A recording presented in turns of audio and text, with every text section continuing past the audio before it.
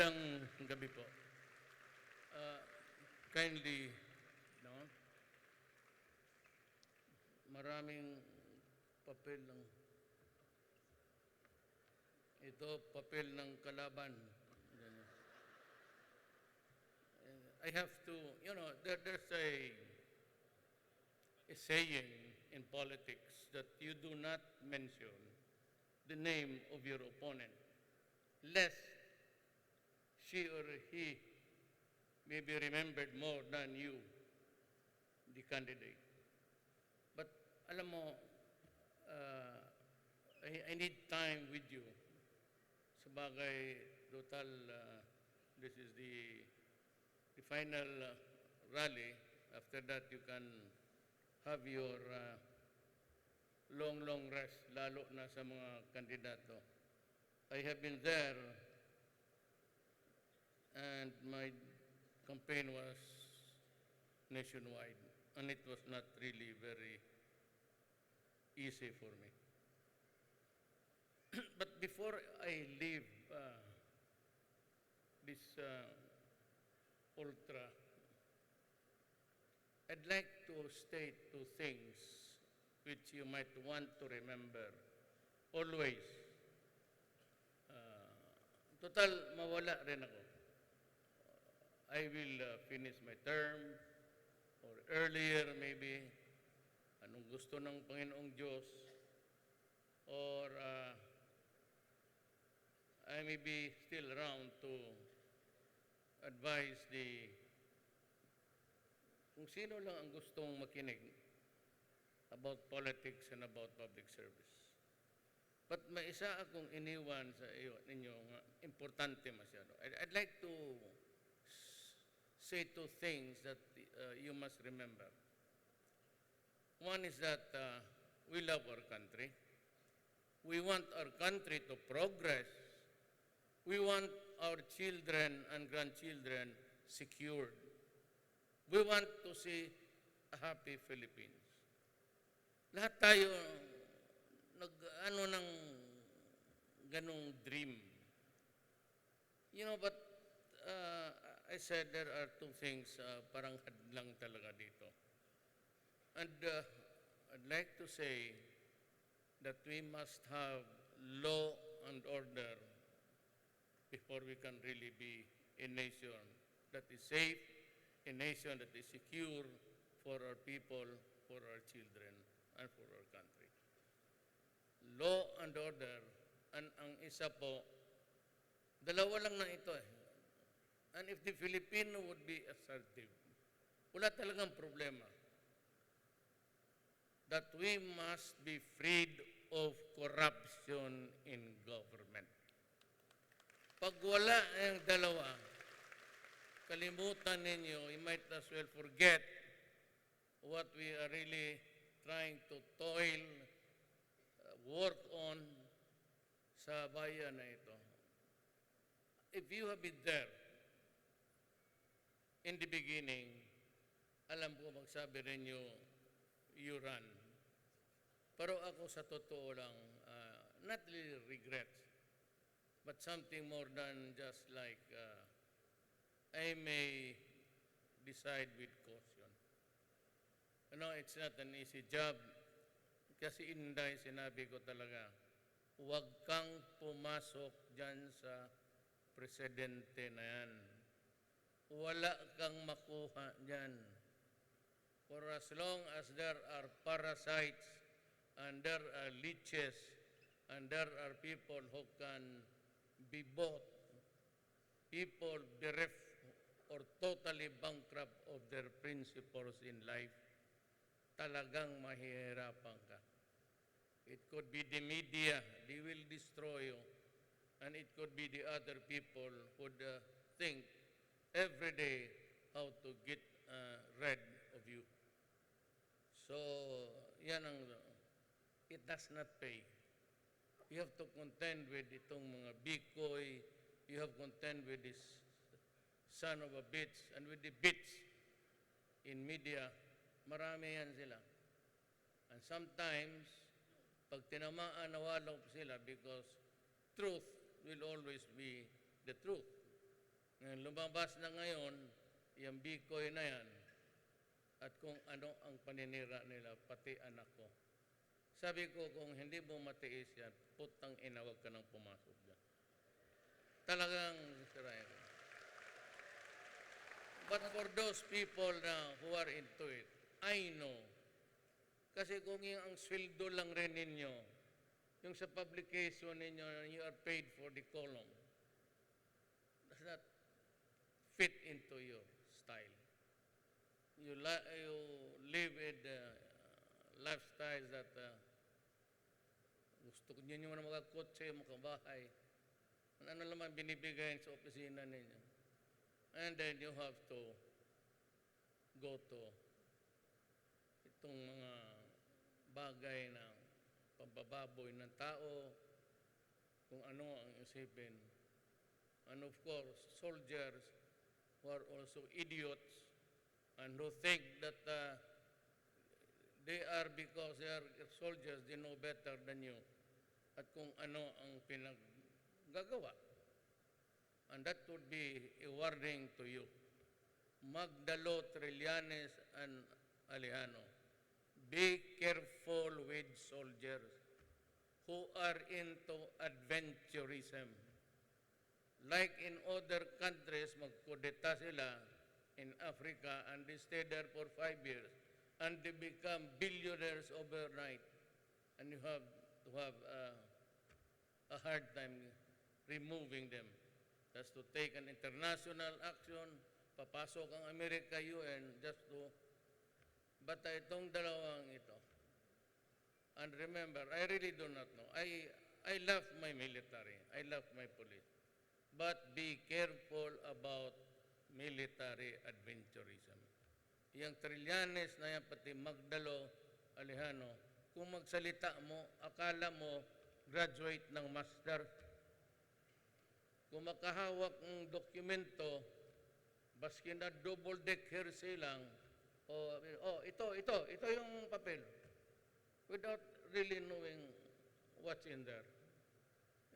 Yung kabubuhan just because you are a graduate of what PMA, and you think that you are smart, tapos you try into adventurism, you are elected, then you abuse people.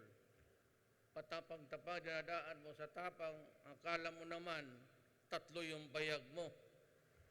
Eh, abnormal ka kung ganun. You are no braver than the other. At pareho lang tayo, anytime. Anytime, kung hindi lang ako,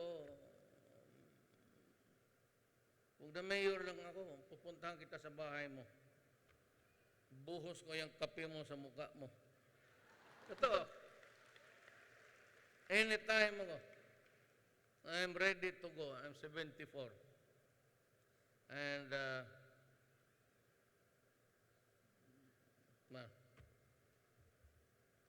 yan, you have to have law and order. Naplansya na natin ang BOL. Sa pagkangayon, what are left are the remnants of lawless people, yung violent people, not connected with an ideology, eximute yung maote, which we are trying to finish. Norm is sorry, for as long as he has a respect for government, not for anybody. Habang tumitingin pa siya sa gobyerno and something can be done, we can finally, maybe, with the blessings of Allah, na makuha natin.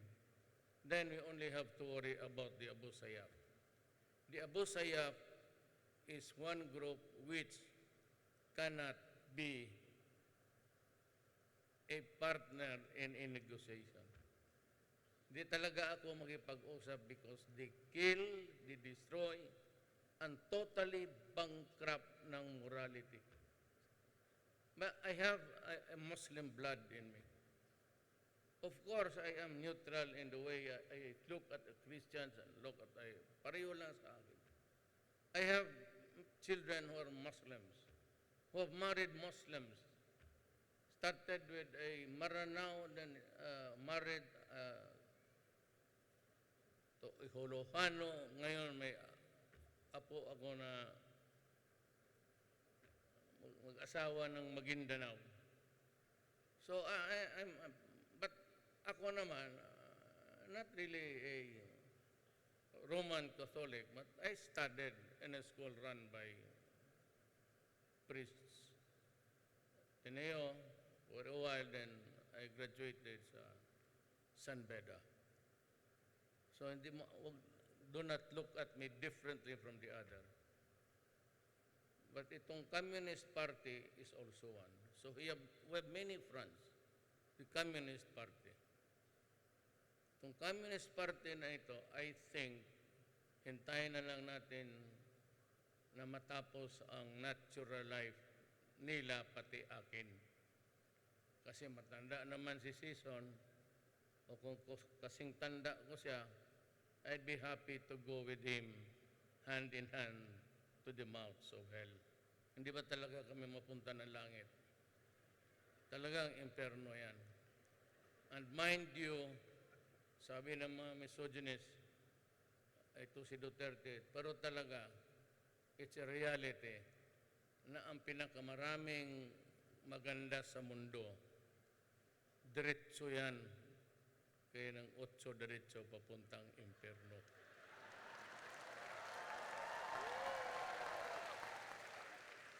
Hindi mo pupunta yung langit na yung magaganda ngayon? So, totoo lang. Basta maganda. Pero yung maganda na hindi mabait. Pero kung maganda na, bakit atras-atras ka dyan?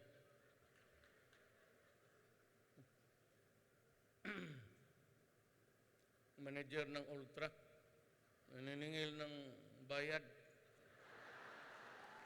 Pumaya na lang. Sabi ko, I assure that we will pay. I will talk to you. I will pay. Itong droga.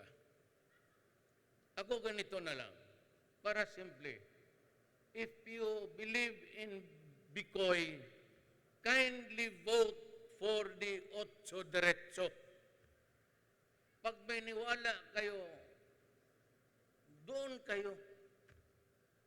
If you want a country of inotel, mga duwag, ayan, ang mangyayari sa gobyerno ninyo. In the so many years, may nakita ba kayo na people who are addicted to drugs surrendering in thousands, and at the end of the day, I see a beautiful woman looking at the floor because she is there in front of me already.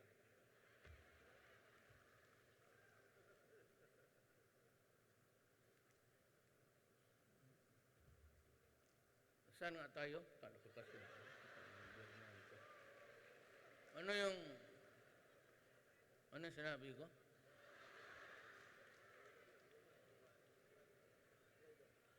Droga. Ito mabutit na lang, may living witness ako. Secretary Alunan. I was still mayor of Davao City. He called us, all the mayor, in Malacañang. Tapos sinabi niya, I just came home from the United States. And I had a talk with people of the DEA, the Drug Enforcement Agency. At ang sinabi sa kanya, as related to us by him many years ago, panahon ni Ramos, he was a DILG. Sabi niya, sinabihan siya ng Amerikano, at the rate that your drug is being swallowed, your country is being swallowed with drugs, we will not be surprised if you become a narco state in a few years. And true enough, wala naman nag-surrender noon ng marami. Until I became mayor, dinala ko si Bato because he's the only one I trusted. Kasi kilala ko. And as a matter of fact, ito si Bato, and the rest of the guys na dumaan pagka-chief of police sa Davao, talagang fundamentally honest. Remember the use of the word fundamentally. Kasi yung mga police, natatanggap talaga yan. If they solve a crime, a kidnapping, magpadala ng lechon yung mga victim or magbigay, ako naman, it's all right. It's a reward. Pero kung sabihin mo itong mga police ko sa Davao, ito si Koy, the Undersecretary of the DILG for the police, si Morente ng BID, ang Bato, itong si Bato, talagang he was my almost second to the last. Dumating ito sa Davao, kagka-graduate lang ng PMA. Pumunta doon, nagpresenta sa akin, doon siya na-assign.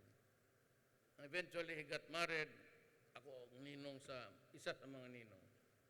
And all throughout the years, nandiyan siya sa Davao, assigned siya, then balik sa Davao.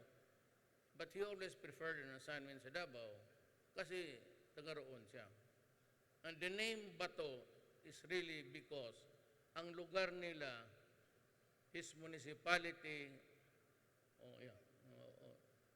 is called Bato. Kasi maraming bato. The place is called Bato. Siya, pagpunta, ewan ko, ano nangyari? Magdating doon sa PMA, naging Bato. Pero lahat yan sila na, ako hindi ako nagyayabang. Ito ang deal ko. Alam mo kasi ganito eh. Pag ayaw ng mayor, ayaw ng city police director or chief of police, talagang wala yan. Pagka bumigay ang mayor o ang chief of police mo, gago, apo, patay ka. Kaya ako nang na-assign sila, isa lang. Hindi ako napagtapang. Sabi ko lang, ito ang deal. Wag kung meron kayong previous assignment na naglalaro ng ganon, wag mong dalhin dito sa akin. Mayor ako. Kasi kung hindi tayo magkaintindihan, putang ina, magbabarilan talaga tayo nito. Oh, totoo yan. Ay, nung isang gabi lang, first time ako inaalis kong lahat ng security. Alis ka dyan. Ayaw ko lang rin insultin nyo daw. But for the very first time, pagka-mayor ko, I was talking to a guy na nagdala ako ng baril. Kasi sabi ko, putang ina mo, pag hindi tayo nagkaintindihan, bubarilin kita dito. Ganoon lang ang style dyan. Lalo na yung, alam mo kasi yung mga mayor, and a lot, meron namang mga pamilya na, ito kasing Pilipinas, the politics here are being played by the elite. Yung mga mayaman na matagal na sa politika at pabalik-balik na lang, kagaya nitong si Romualdo ng Kamigan, ang putang inan to, bantay ka sa akin. Sabi ko, pag makita kita sa labas, sampalin kita.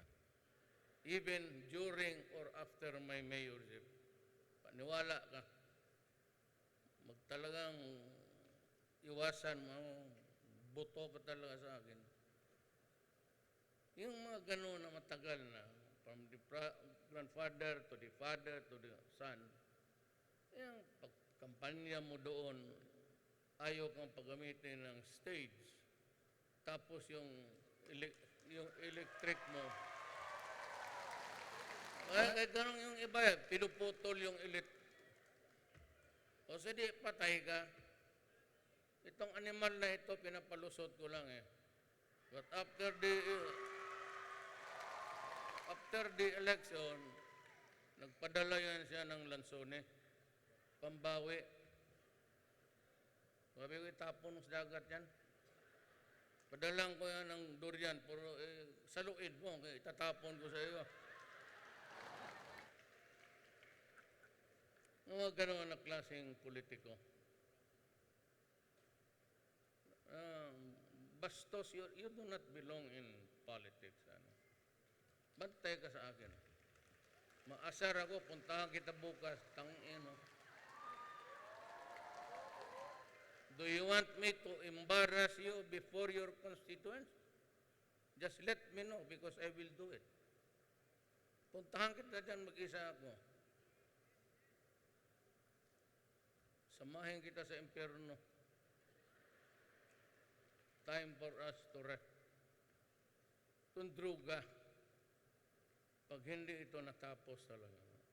Kasi sabi nga niya, ngayon, noong na presidente ako, nakita ninyo by the thousands.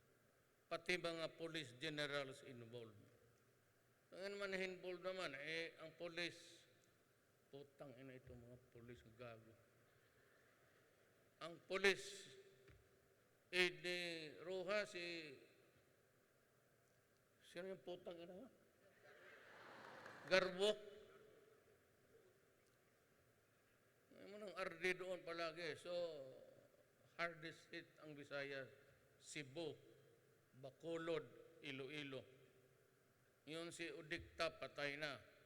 Si Espinosa, patay na rin. Itong si Luot, General Luot, 2 beses na inambos, buhay pa rin.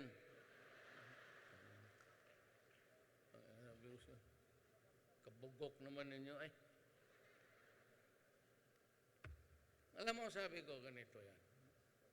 Hindi ako nagbibiro, ha?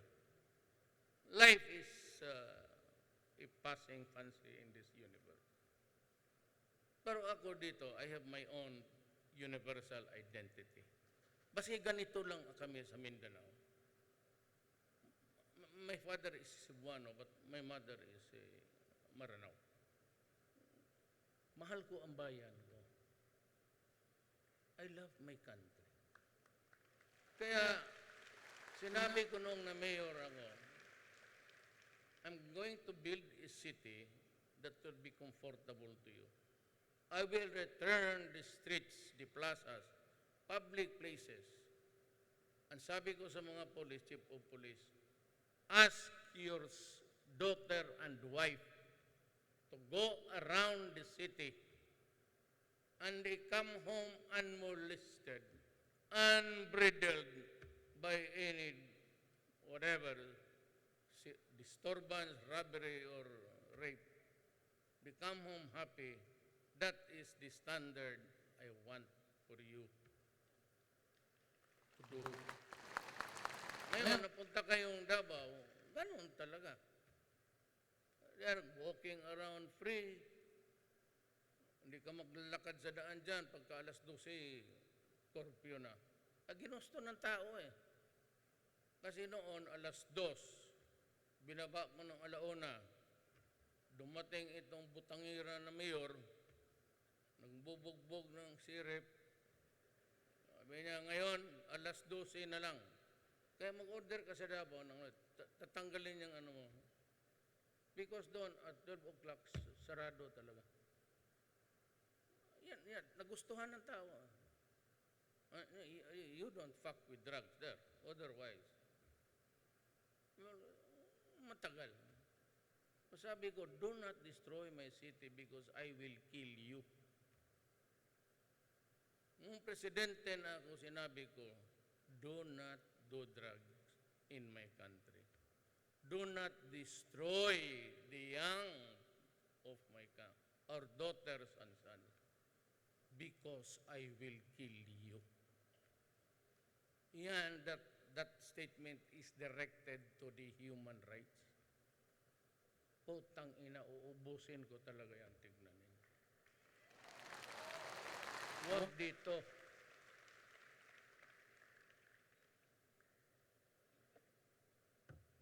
Alam mo bakit? It does not begin and end with a character. Ganito yan eh. Pag ang isang pamilya, the breadwinner, ang tatay, pag bumagsak yan sa droga, the entire family is dysfunctional already. Wala na, mag-away-away na sa asawa o ipabili na niya yung mga bagay-bagay niya hanggang maubos. Or his son is into it. Or a daughter is contaminated with drugs. Magulo na ang buhay na yan. At ends really in violence, mamatay. Ayaw naman admitin itong mga human rights na lumalaban talaga. Ilan na ba ang pulis na araw-araw ako may pulis na patay sa droga. Yan. And it causes social dysfunction in any family. Pag ito ang na-contaminate, maghanap ito na para mag-suporta sa... Then this second addict will look for a third guy to contaminate because he would need this guy to support his bisyo. Nakaikot yan. And it has eaten a lot of... Duterte, pinapatay lang niya ang mga mahirap. Kung hindi kayo ulol, if you study, if you are a little bit of sociology, alam mo, ang shabu is the commodity of the poor. Barato rin. Ano bang barato sa Tagalog? Mura lang. Mag-aral kayo ng Tagalog para hindi na tayo maano. Ang mga mayaman, heroin yan o cocaine. Cocaine now is coming in fast. It's being used by the rich people. Hindi mo naman yung world bahay nila, mga mayaman, hindi mo basta-basta makita. Or they go into the yachts. Ay, mga mayaman eh. Hindi mo makuha. Dito kagaya ng Tondo, mag-hit-hit yan. Maamoy. Eh wala, dikit-dikit. Kung magpatrolya, kung may mga operatives dyan, ano yan, ang shabu is like a burning, itong electric wire, parang nasusunog na electric wire ang amoy niyan, kung malapit ka na. Kaya ang gumagamit yan, yung mga mahirap. Ito namang mga mayaman, ito walang big fish. Bakit? Si Parahinog ba, Mayor? Anong tingin mo sa kanya? Butete? But he was into it and he was killing his own policeman. At alam mo, ang Usamis, simply, it's a quiet place. There is no much of activity. Wala. Ang mga tao, walang mga department store naman lang, mga mall. Pero happy sila lahat. Matienda. Lahat gainfully employed. Ano ang trabaho nila? Magbenta. Hindi naman lahat. Pero mga may sa amin are happy. Kasi magbenta sila, kuha ng shabu doon sa factory nitong si Parahinog. Biyahe sila ng biyahe. Marawi, Bukidnon, Cagayan. Kaya kumalat ito. And there was a time that shabu was being cooked in Marawi. And I have been warning you, all Philippines, that the rebellion na in offing, it's a brewing, is being financed by shabu. Oh. Eh di pumutok. Oh, sabi ko na nga eh. Ngayon, kung maniwala kayo nitong mga tawag nitong mga bleeding hearts, you know, kayong mga, pati yung obispo lang naman kayo sa mga mayaman, sa totoo lang. You're a bunch of religious people. Ang kaibigan na ninyo yung mga mayaman. Yung mga mahirap, yung mga parish priest. You wallow in kung alam lang ninyo gaano kahirap dito sa baba. Kasi your protestations about killing, You want me to believe in a son of a bitch is dying there, a drug addict? Tapos ako maawa, putang. To me, it's just a carcass. Ngayon, ilan ang pamilya? Ang pamilyang winasak, tapos pagka nalasing, the nearest is mag-inom ng rape dito, saksak doon. May babae na hindi makapasok because it was raining hard, they could not hear the knocking. Suddenly, tinabihan siya ng mga construction workers na nagsasiyabo. Yung taga-bangko, BPI.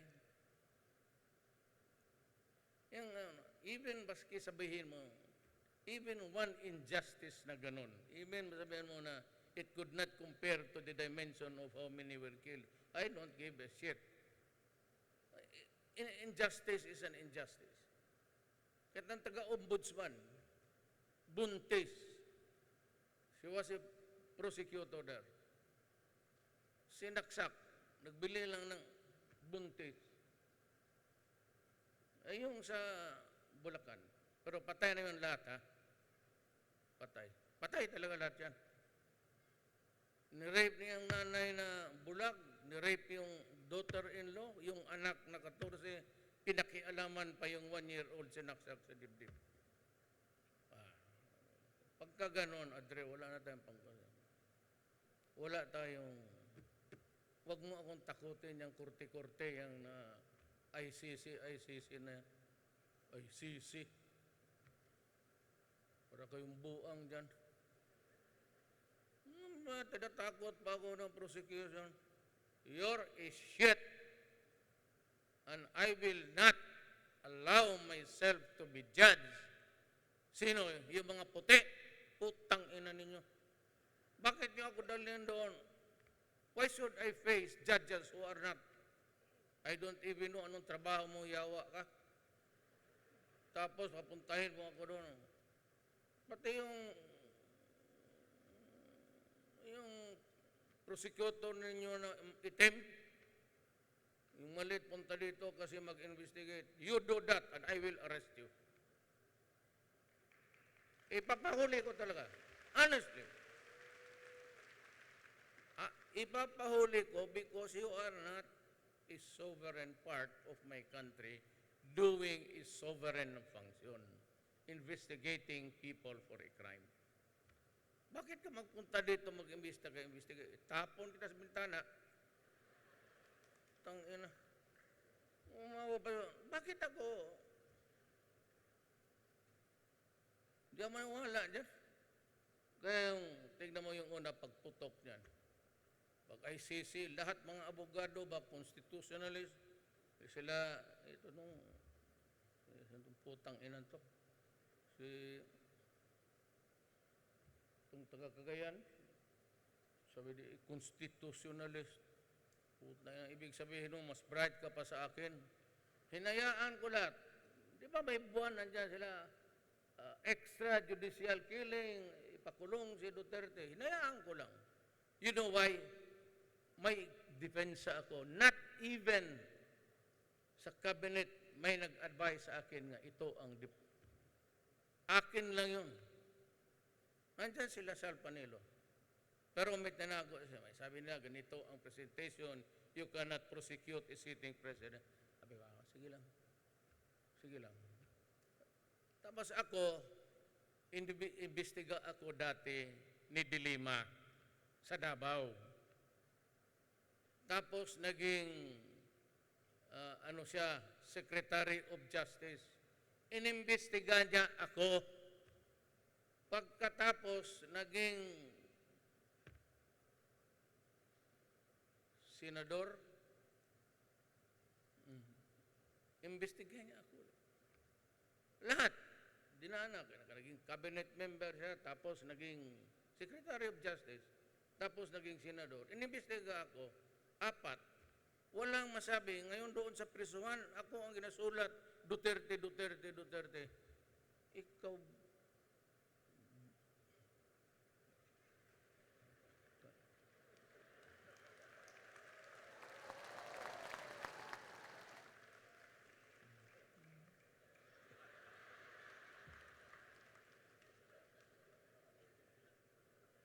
apat na beses mo ko inimbestiga. Pati yung rapporteur, hanggang ngayon wala kayo tapos, sige, tapon na dyan yung bikoy ninyo. Bulate yan sa utak ninyo. Yun ang, I would, everybody of us, meron tayong, ako ang guide ko sa Bible is, there is a time for everything. A time to tell the truth and a time to lie. A time to accept defeat and a time for victory. A time for plenty and a time for want. Ngayon ang mga pare, nung una sinabi ko na, kasi ayaw talaga ng Katoliko. 2 months after ako na presidente, sige na yung mga komunista, mga yelo, ala, sige na, demonstrate dyan. Aus Duterte, Aus Duterte. Sabi ko, sige lang. Nung sinabihan ako ng putang inang itim na yung ulol, yung pinsa ni King of Jordan, siya yung Human Rights Commissioner doon sa Europe, na ba Duterte needs to look for a psychiatrist to cure him. Doon ko na binitawan ang depensa ko. Sabi ko, hoy, tang inang letse kang, wala kang buhok. Baho mo. Ganito yan. Nung sa Davao, imbestigahan ako ni Dilima. With all the noise, I will prosecute, I will send to jail a mayor. Sabi ko, ang tangina mo. Kasi ganito yan. Nung may disupina na, so ay nag-aral na ako. Nakalimutan itong gaga na ito, na prosecutor ako. I was doing trial work every day for 8 years. So what about? Well, what about? I studied my case. Yung treaty, yung sa Rome Agreement about yung extrajudicial lahat na crime against the humanity, nag-aral na ako. Yung treaty, pinirmahan ni Estrada. Pagkapirma ni Estrada, dinala nila doon in their excitement and stupidity, ni diretso sila sa Congress to have it ratified. So ni-ratify ng Congress in their eagerness na papabilib ang mga ulol yan. Huwag kayo dito kayo maniwala. Mga ulol lahat yan. Pati yung mga media niya. Tordesillas, baroon yan. Pera-pera lang yan. Dinala nila sa Rome kaagad. Pagdating doon sa Rome, they attached the agreement. And that was it. We were now a member of the ICC.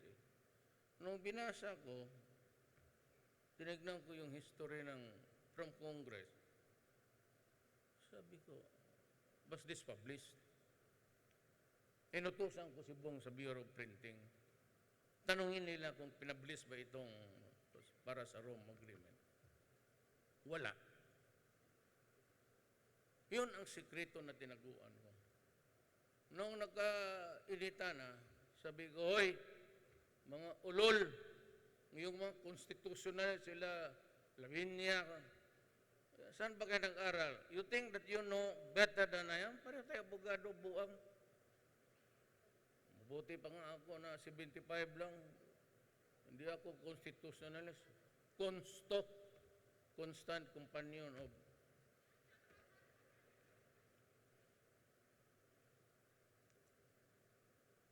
Hindi nila dinaan. And in a leading case of Cañada versus yung executive secretary noon, the Supreme Court said that every law especially penal laws, criminal statutes, must be published. If you do not publish it, it is not a law at all.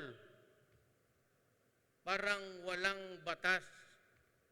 So nothing was appended in the Rome Agreement because that was a spurious and illegal document for not following the requirements of due process.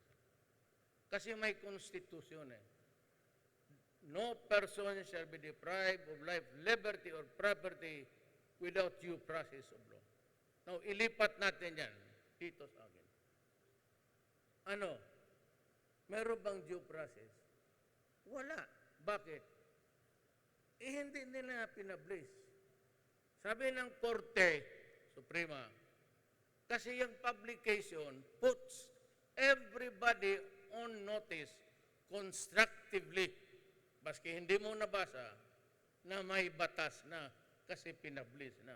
Kung hindi mo binasa ang official gazette, malas ka lang. It is not a law, it's not even a piece of paper. It's nothing. Kaya kayo, yung mga abogado who came out forward strongly, that I can be prosecuted, mentioning itong lahat na, do not ever think that you are better than me. Pareho man tayo pumasa ng bar. Ako lang, 75. 75 naman talaga ako nung grade 1 pa. Totoo. Yung nanay ko sabi niya, Rodrigo, hindi na ba talaga ito mataas? Maestra yung nanay ko yun. Sabi ko, ma, hindi ko naman kailangan yung 77, 76. Yung sobra, it does not really matter to me. Ako, basta yung target ko, 75. Pag nakuha ko yan, akyat ako. 75. O pag akyat, 75. 75, 75, 76. Mayroong taon, nag-78 ako. Oh. Tapos yan, dahan-dahan. Sa law, yan sa Mindula, yan sa Ligarda, Kanto, meron dyan. Ice cold beer. Diyan kami nag-graduate sa College of Law. Sige, inom mo ta. Kaya 75 lang.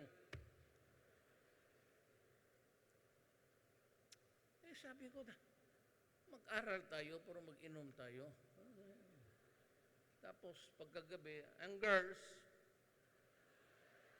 so, karami dyan sa San Marcelino noon, mga, sa YMCA ako nakatira. Diyan sa Aroseros, yung mga magagandang estudyante ng Philippine Normal School, mga taga-probinsya, mga tisay, doon naubos ang College of Law namin. Pero take one ako. Pero alam mo, 75. Wala naman kayong lugi. Baka sabihin yung gobyerno ko inferior 75. Ang mga cabinet members ko, tugade. Yun ang valedictorian namin sa klase. Valedictorian. Sunny Dominguez, Finance. Kababata ko yan. Kababata ako, nagsabay kami. Summa cum laude yan. Yan ang Secretary of Finance natin. That is your guarantee na. Lahat yan sila. Lorenzana, Defense Secretary. Taga-Pikit Cotabato yan. Valedictorian yan. Lahat yan sila may Department of, si Lopez, Trade. Cum laude. Lahat yan sila mga tigas. Ngayon, ako, 75. Pero, tanungin ko sa inyo, sino ang nag-uutos sa kanila? Sila o ako?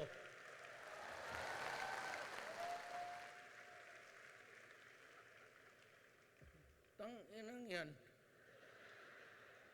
Tawag ko ng... There is one thing, siguro, the opposition, sabihin ko sa inyo. in a most humble way. I took after my father. My father was governor of Davao when it was only one. Pagkamatay ng tatay ko, pinaghati-hati nila ang Davao. Davao City, Davao Norte, Sur, Oriental, Occidental, Cumbal Valley. Yun ang Davao noon. Pero I was a fiscal for almost 9 years. So, hanggang naging vice mayor ako, OIC. Then I became mayor in 1988. Diretso-diretso na ako. Isang election lang ako na may kalaban, Boy Nograles. May God bless his soul. Siya lang ang kalaban ko. Ang sunod kalaban niya, yung anak ko, si Inday. Pero ang asawa ni Boy, pinsan ko. Kaya yung away naman namin, away politika lang talaga. There was not, kami sa Davao, hindi na. I've been warning people na lahat ng politik, nung isang gabi, pumunta ako ng nagpapatayan. Sinabi ko sa kanila doon, as I have said, I may be the president, I may be your party mate, but I can only say what is right and to tell you what is wrong. I cannot use government powers or money.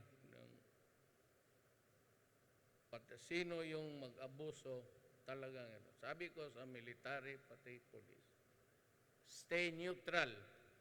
That is your job to keep the peace. Lahat ng pulis, talagang pinalitan ko ng lahat, to the last man. Pinalis ko. Kasi nagpapataya. Tapos may sinabi ako, ayaw kong magyabang eh. Pero may sinabi talaga ako sa mayor doon. First time, mga security ko yan. Mahaba yung table doon eh. Narrow, mahaba. Pinaalis ko yung, tapos yung isa gusto magpaiwan sa comfort room. Sige ko lang, alis ka dyan. First time sa presidency, nagdala akong baril. May kausap ako na tao. Sabi ko, pag nagkamali itong putang iyan to, I won't mind losing the presidency. In moments of gano'n, hindi ako nag-iisip na makulong, gano'n. Hindi ako kaya iba na duwag. Ako kung ano lang mag-abot sa akin. A time to be free and a time to go to prison. Ganon yung ang binabasa ko palagi, yung Ecclesiastes 3. If you can master that and you are in a situation and you will find yourself wondering why it happened, you read the Ecclesiastes. And there is always a time for sorrow and a time to be full of life and a time to die. Ganon yan. Para magawa mo ang gusto mo. Kaya kung maging inutil ka, cannot move. Kaya itong mga durugista, baka putang ina nagbibiro ako. May 3 taon pa ako. Ubusin ko talaga kayo. Tignan ninyo.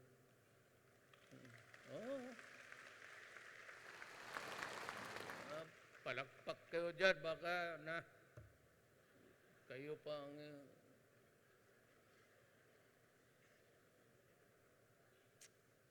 no quarters given, no quarters asked. Basta true. Na dito, wala naman siguro, law and order. Corruption. Alam din yan. I have fired about 5. Most of them, kasama ko in 1988, tumulong sa akin. Bayad ako ng utang na loob. Ganon kaming, I grew up in Visayan culture, tatay ko. Naging kami, pero utang na loob. Pero bayaran ko yan. Pero kung sabihin mo na i-compromise mo yung gobyerno, ibang istorya yan. Sabi, hindi talaga ako. Hindi ako nagdadalawang isip. Sabihin ko, Adre, better. Go. Ganun lang. May minsan, isa-isa lang. Talagang sinigawan ko dyan sa loob. Because I had the goal to lie on me in front of every cabinet member. Kaya ako pumutok. Inutang ina. Pero others, quietly, as softly as I can. Now, dito tayo sa politika. Yun lang akin is, para you're put on notice na yun ang programa ko. Total yung man ang sinabi ko, when I was campaigning, I never made any big ticket promises. Why? Because I was not sure where I would be situationally. Amerika, tapos China, kasi inaway ni Noynoy. Nung ang China showed a little bit of animated discussions with us, ito naman yung sa mga Amerika.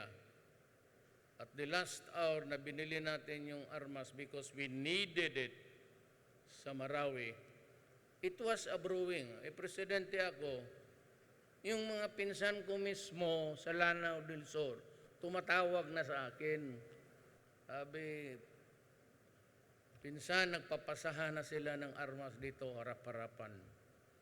So, kulang ako ng armas, nag-order ang previous government, tinuloy ko.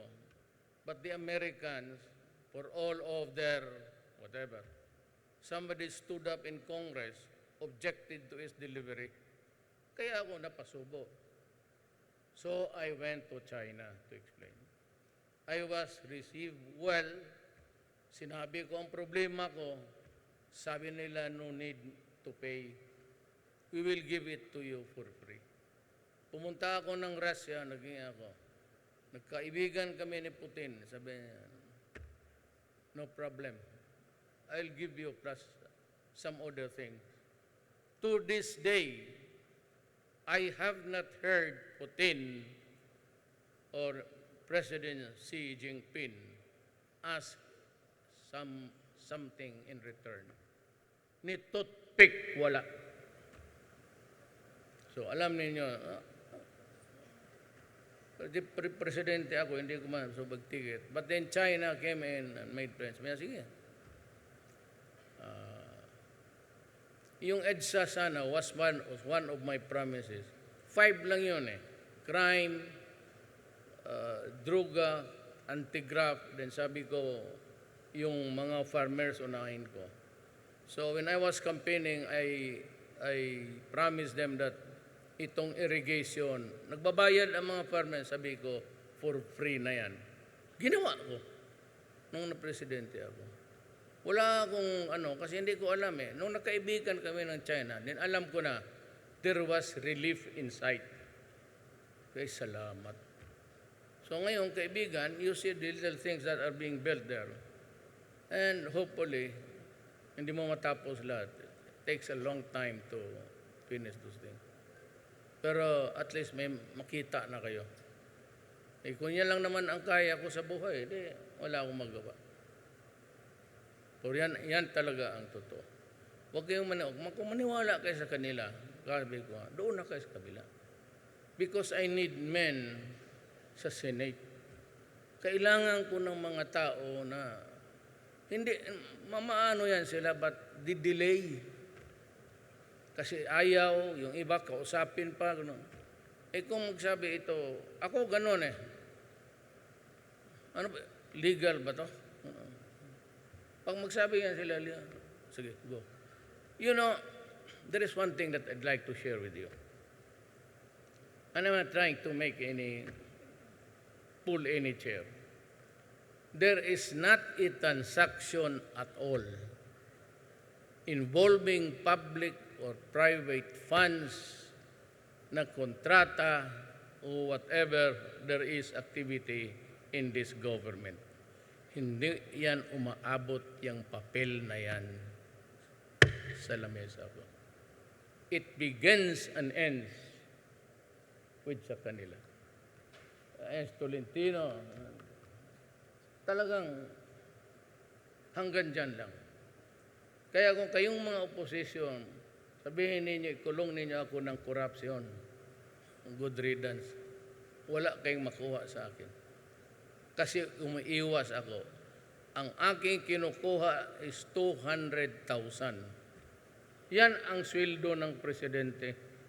Tanginan liit.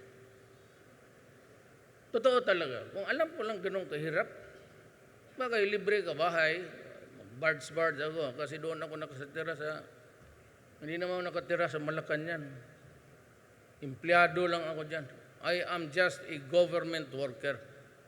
I do not consider myself any more than just what is available to the average. So yan. Makulang makuha sa akin. Korupsyon? Aso. Baski 5 sentimos, wala kang hindi ako nagpipirma. Wala akong magpirma ako ng allowances. 200. Dalawa ang pamilya ko. Doon sa isa, kila Inday, yung isa doon. Wala na akong baon. Sabi ko, bigyan mo ako kunti dyan, 2 asawa. Yung isa yung dalawa kuripot. Sabi ko, wala naman kayong gastusan. Yung mga apo. Yung isa may anak ako. Ngayon, noon, anak ko, ngayon, apo na naman. Wala ka. Kailan ka pa mapaghinga pala nito?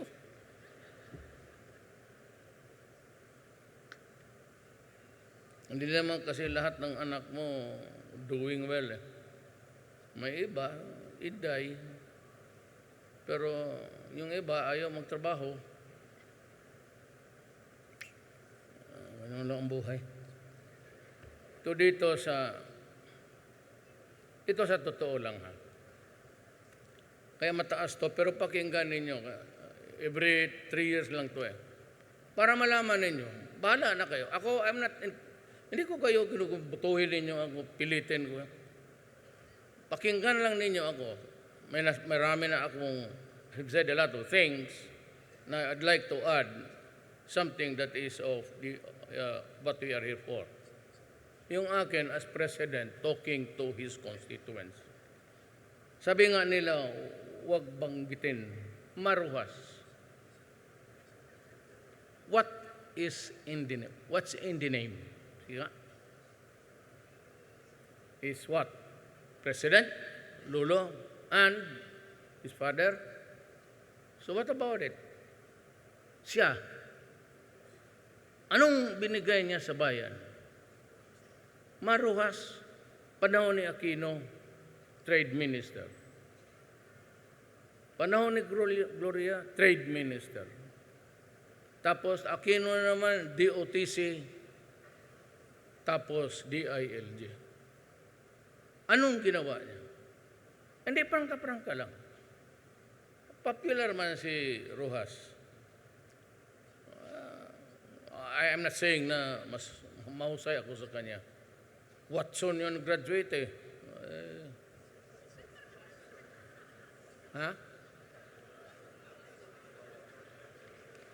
Wharton. Yan sa kakabiro ko kasi Wharton.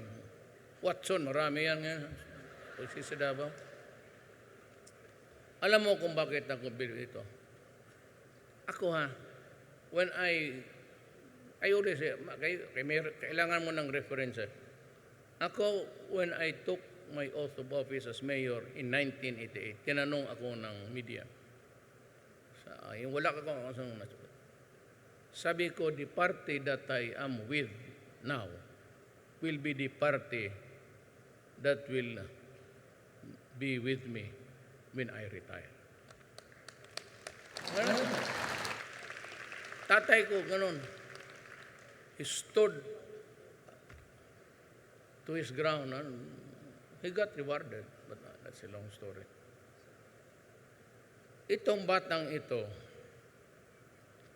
ang hindi ko gusto, pagkawalang bayag. Let me relate to you a story akin. Nung pinatay si Flor Contemplacion, talagang pumutok yung utak ko. But just imagine a Filipino citizen na bitayin.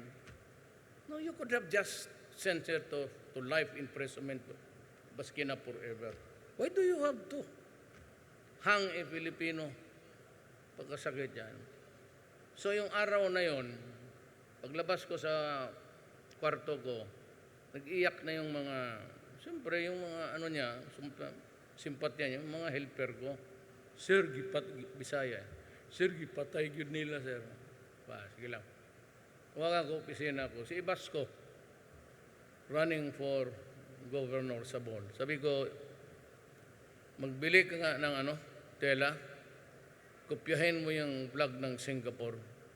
Sabi niya, saan? Sabi ko, tangina, yung dictionary na yan na malaki dyan sa City Library, tignan mo sa likod. Yan yung flag of nations. Kopyahin mo. Magawa kayo ng pakyawin mo. Paspas. At 12 o'clock, bumaba ako, sinindihan ko. Tapos sabi ko, fuck you, Singapore. Yun. That was past. Pero, nagkaroon ng gulo. There was a diplomatic crocus. May tawag, Malacanang. Napupunta daw si Secretary Alunan, DILG. Kausapin ako para mag-apologize. Sabi ko, mag-usap na lang kami, ma'am. Pagdating namin, palapit na sabi, nasa insula na lang kami makita ni Secretary Alunan. Sabi ko, sige. Tapos sabi niya na, the President wants you to write a letter of apology. Sabi ko, sir, I would rather step down or you can fire me. Hindi ako I will not contest it. You can fire me or I will step down, but I will never apologize. Ayaw ko talaga. Sabi niya, sige, sabihin ko. So, pagdating ng ilang araw, nakita kami ni Presidente, sabi niya, Ramos, kasama sila, sabi ko, ay, okay pala kay Presidente. Was just also looking for a way, in an honorable way, maybe, in the diplomatic world, if you do that. Pero itong buang na ito, si Mar, bakit pumayag siya na itong mga pulis ipadala doon sa Mama sa Pano? You know, itong pulis na SAF, they have a special training more than the ordinary policeman. Pero they were created to meet urban terrorism. Urban dito, fight building for building. Pinadala niya doon. Bakit?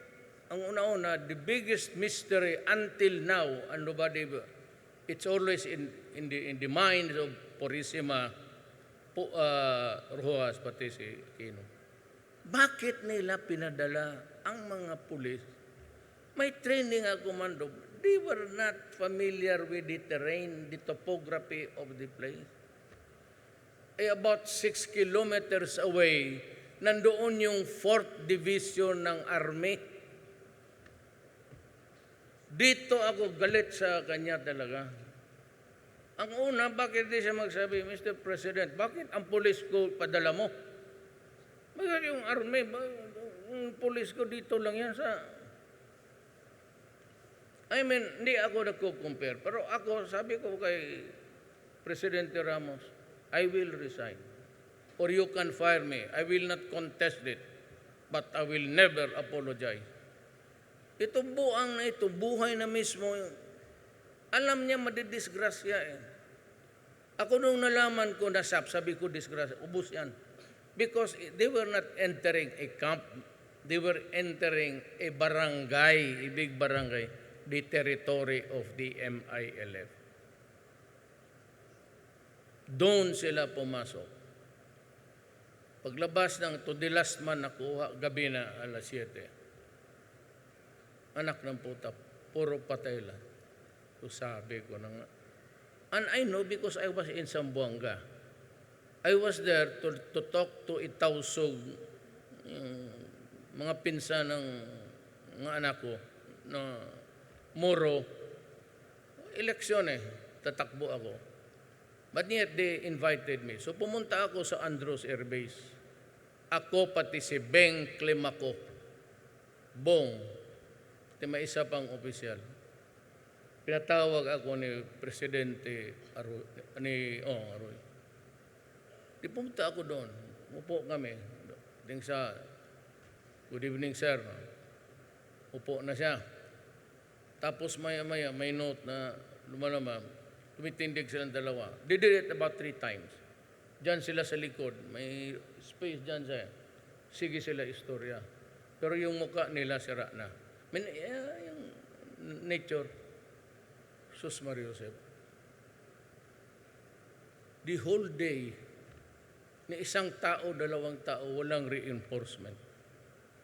And because of one fatal, they were afraid they would violate the agreement that government cannot enter the MILF territories until there is peace, a negotiated peace. Hirap ngayon, pwede na tayo. Nagtalaw. Pumasok yung kaduwagan. Sana niya kausap na lang.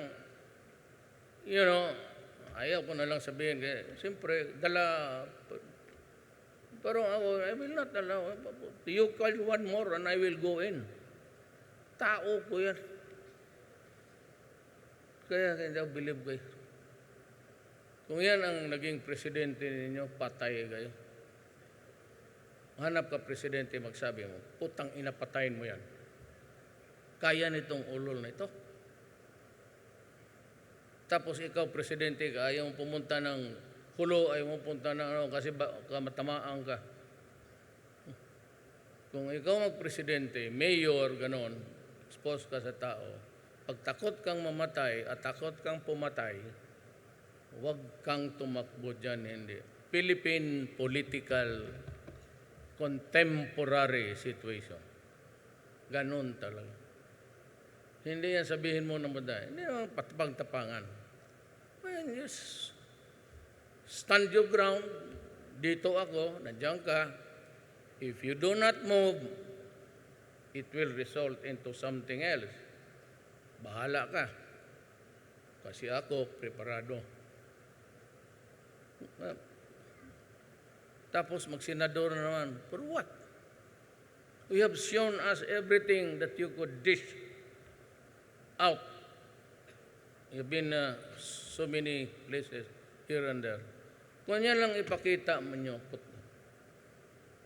basahin ko maya. Bam Aquino, sige lang English. Tagalog naman tayo. Ako nga dito na Bisaya, maski hirap. Hindi ko pa marunong minsan yung appropriate word sa Tagalog, makalimutan ko. In Davao, it's a melting pot. Marunong ako maghambal sa Ilonggo. Kasi mga classmate ko, mga Ilocano, nakakaintindi ng Ilocano, hindi mo ako nakakintandihan ako nag-in-check dahil ang lolo ko Chinese sa mother side. Lola ko, nanay ko, mestiza.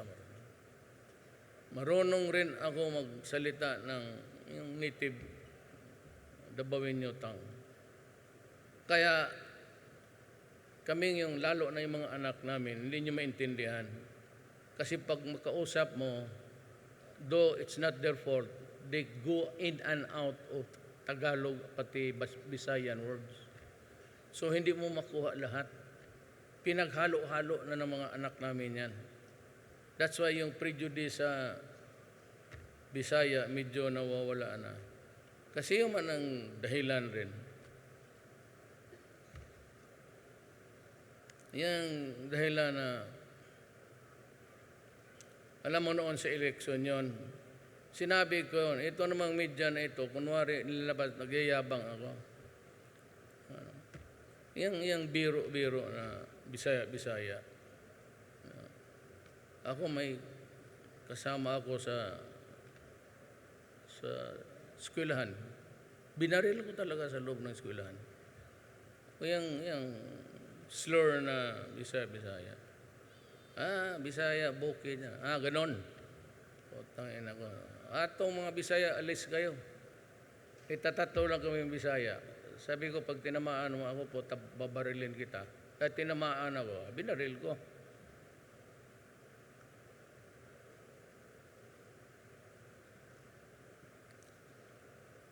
Bam Aquino, sige English. Tapos, wala. Ito ang issue sa kanya is credit grabber. Parang ipalabas niya magsalita sa yung bata sa kanya. Sabi ko, wala na yung irrigation, wala na. Sabi ko, I will work for universal education. Ang mga nag-advise sa akin yan, sila Briones, noon pa, wala pa, hindi pa presidente. You should work on this.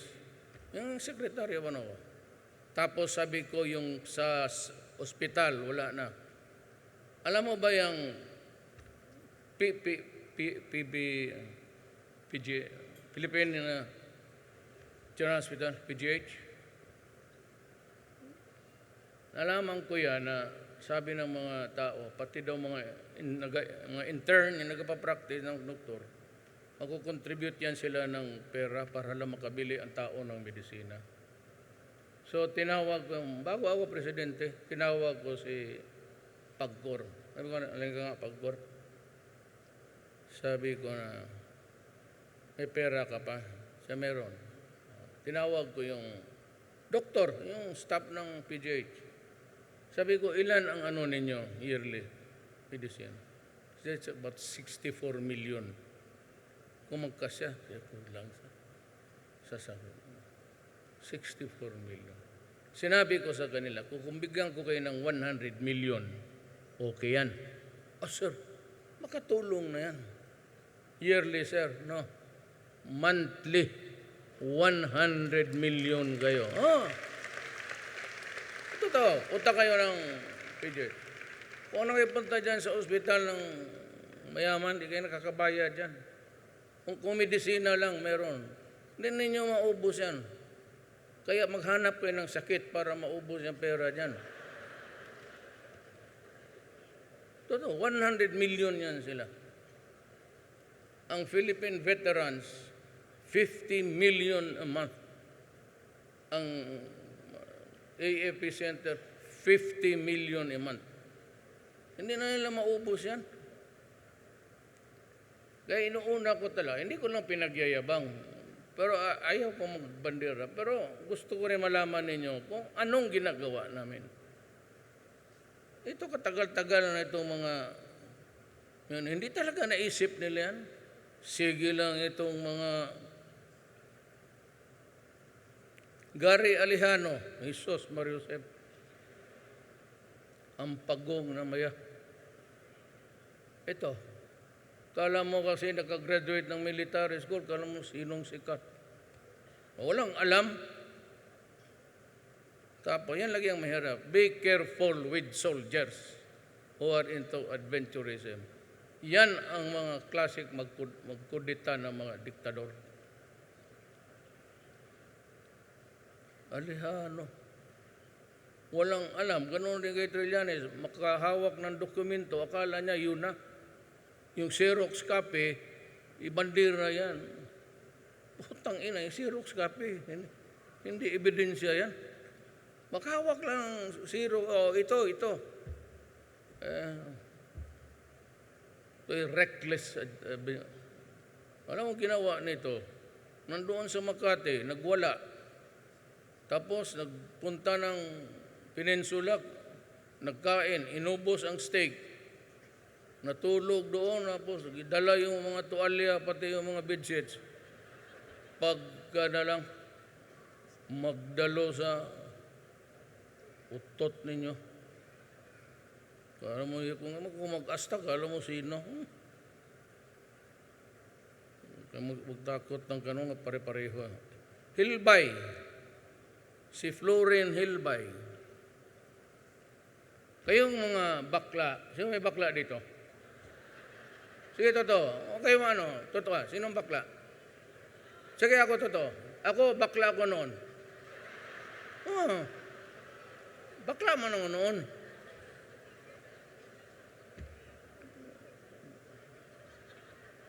Tapos na kilala ko si Birna Romulo, naging lalaki ako sa awa ng Diyos. Bumalik. Magtawa dyan, baka sabihin lang hindi totoo.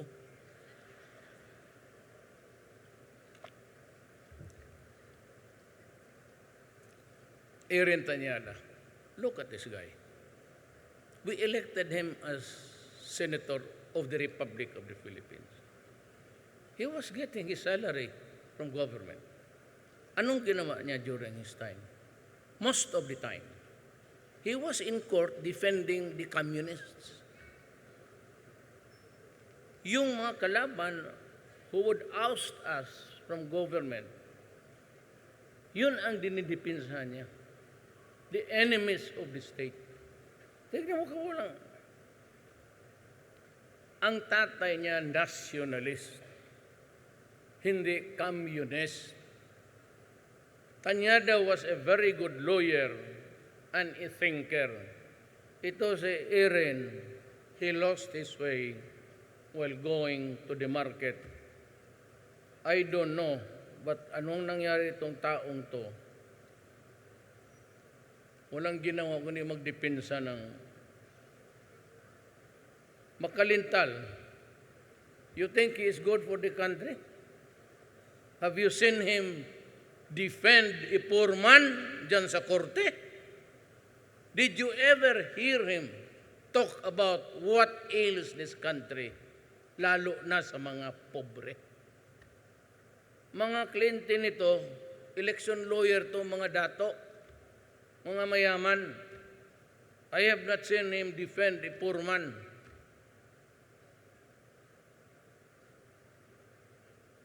Shell joke, no?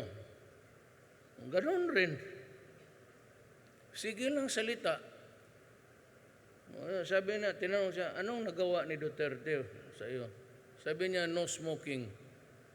Ako, utang ina, ako believe ako no smoking.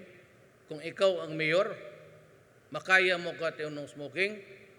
Sa Davao, sabi ko noon, I will implement no smoking, sabi ng mga tao, hindi mo kaya yan, Duterte. Ano yan? Kasi addiction yan eh. Sabi ko, hindi bale, subukan ko. Hindi mo kaya yan. Yung mga kabarkada na kababata mo, mahirap yan.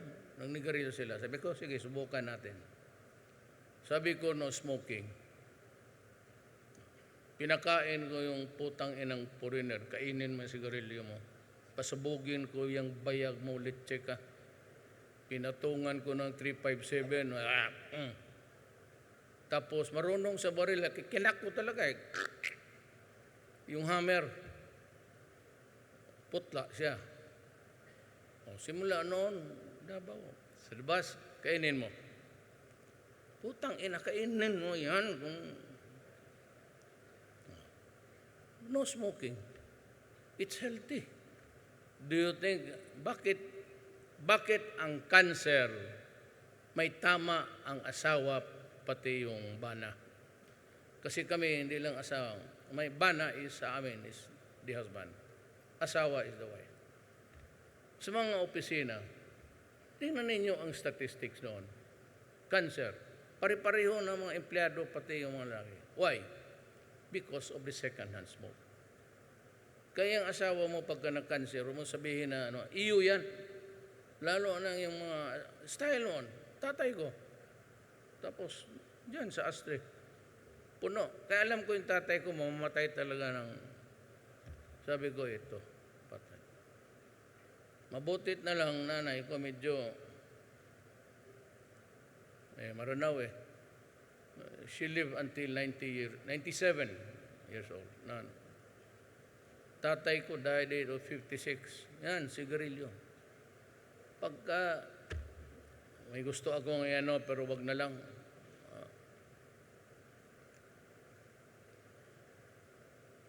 Pero ako, total pinsan ko man yan siya. Ilang beses ko na sinabihan yan si Boy Nograles.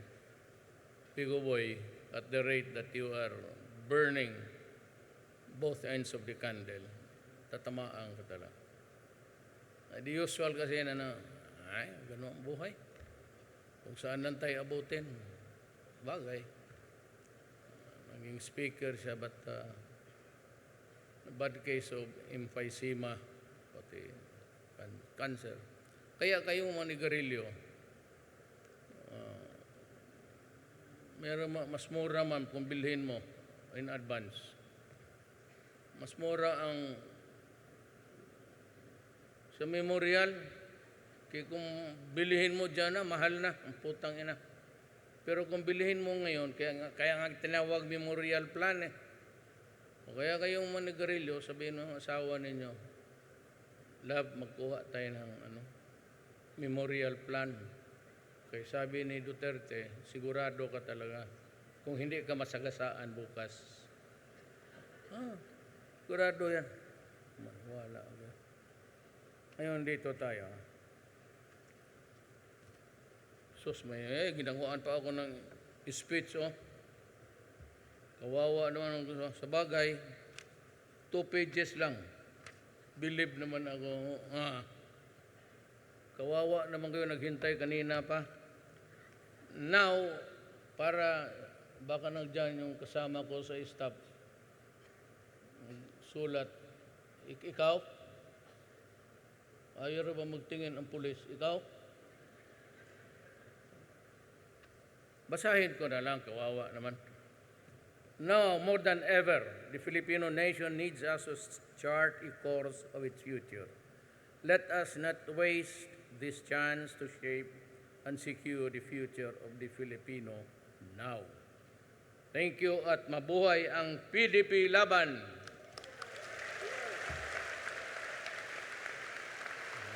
Tama na kay mag-usap pa tayo ng eleksyon.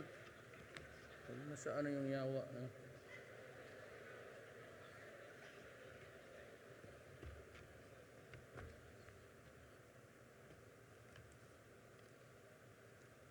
Thank you. Dong Manggodadato. Anong contribution niya? Okay. Yan, itapat mo siya kay Magdalo. Itapat mo siya kay Aliano o kay Trillanes. Anong nagawa nila? Hindi siya mismo, pero buong pamilya. Alam ninyo yan. Alam ni Secretary Alona yan. Every time, ang history ng Mindanao has always been a violent one.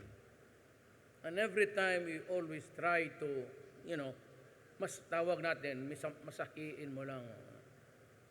And of all the families na talagang parang hostile sa gobyerno, marami yan sila. Pero itong mga Manggodadato, pati ito si Dong, they never took arms against the government and they never spoke against whatever, the integrity of. Hinayaan lang nila, tumulong lang sila. Ito si Dong, congressman to. So noon yung magkabanata na, sila yung tinatawagan namin. Ako, siyempre, may access ako doon sa Nangausap ko sila. Pigilan lang yung mga tao, ang mga Maguindanao. All those years na may cease of battle, maasahan mo talaga na pro-government at tinutulungan tayo. Mga in terms of lives, I would say, kung had he not prevented the hostile, sabi ko ng 50 mil na buhay. Yan ang contribution nila. At saka silang pinakamalaki, Habinto, Maguindanao, flat masyado yan. Puro palm oil yan. Kanila yan. Sabihin lang nila, mahiya siya kasi kanila. Kaya talaga ito si Dong, may utang na loob tayo mga Kristiyanos. Nakakatulong kung puputok na naman yan, at least mayroon tayong senador na magpunta. Tangina, ano bang klase kayo? Yun ang tulong nila sa bayan. Ikumpara mo kay Trillanes pati kay Aliano. In the ladder of the essence of the life of a Filipino, mas maraming nagawa ito. Kaya sinasabi ninyo na mga Magdalo, Bato de la Rosa,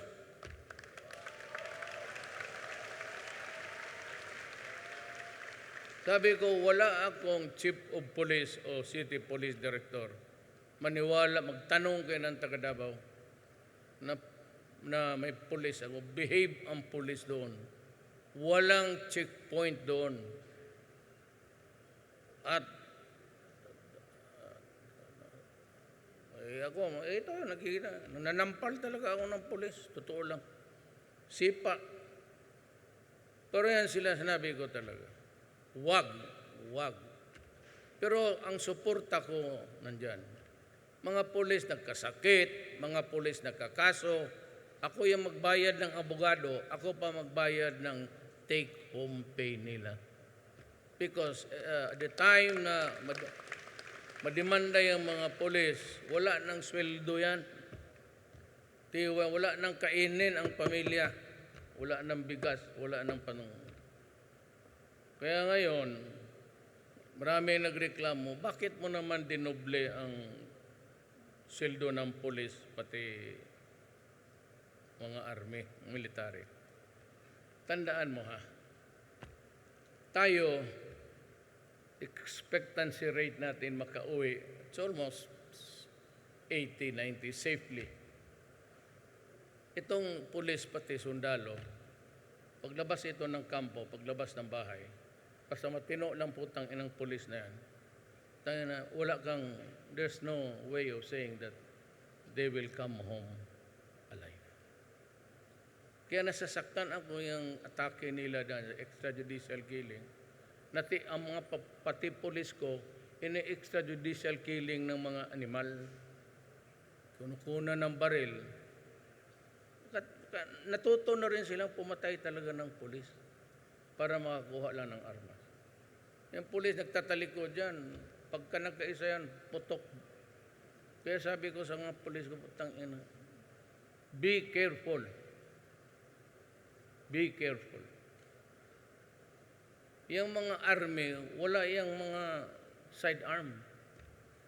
Yung main weapon nila is the M16. Ngayon, yung nakita ko doon sa Pulo, hindi pa ako presidente, na yung nag-surrender kasi naubusan ng bala yung mga Marines, ginulgol sa decapitated in front of a video. Kaya na presidente ako, sinabi ko, bilihan ko kayo lahat. I almost spent 1 billion plus. Lahat ng pulis at ang military ngayon may baril. Ito ang ano ko sa kanila. Pag na-assign ka sa Hulo, Mindanao, at pag na-capture ka, patay ka. Sabi ko sa kanila, bilihan kita ng 45, lahat yan sila. Pero yan, pag naubos ang bala mo, gamitin mo yan. Isang magazine naka-deploy na. The second magazine, gamitin mo, naka-employ na. Ang third magazine, reserbado yan para sa bunganga mo. Huwag kang bumalik dito sa kampo na walang ulo, hindi kita tatanggapin. Kaya, makapture ka, you are treated like a dog, a pig there. Then after a few days, hapang ka sa kamera, lugluging ka. Hindi ganoon dapat mamatay ang sundalo. Paluglog ka kung patay ka na. Pero yung mawalaan ka ng dignidad sa pagkatao mo, para kang kambing dyan. Biglang yung last magazine, kainin mo lahat yan, bala dyan. Yan ang utos ko sa kanila. Hindi nga maganda, pero yun ang pinaka-practical para sa amin. Huwag kang mag-surrender na bababubuyin ka lang, tapos luglugin ka, putulin yung ulo mo sa harap ng tao.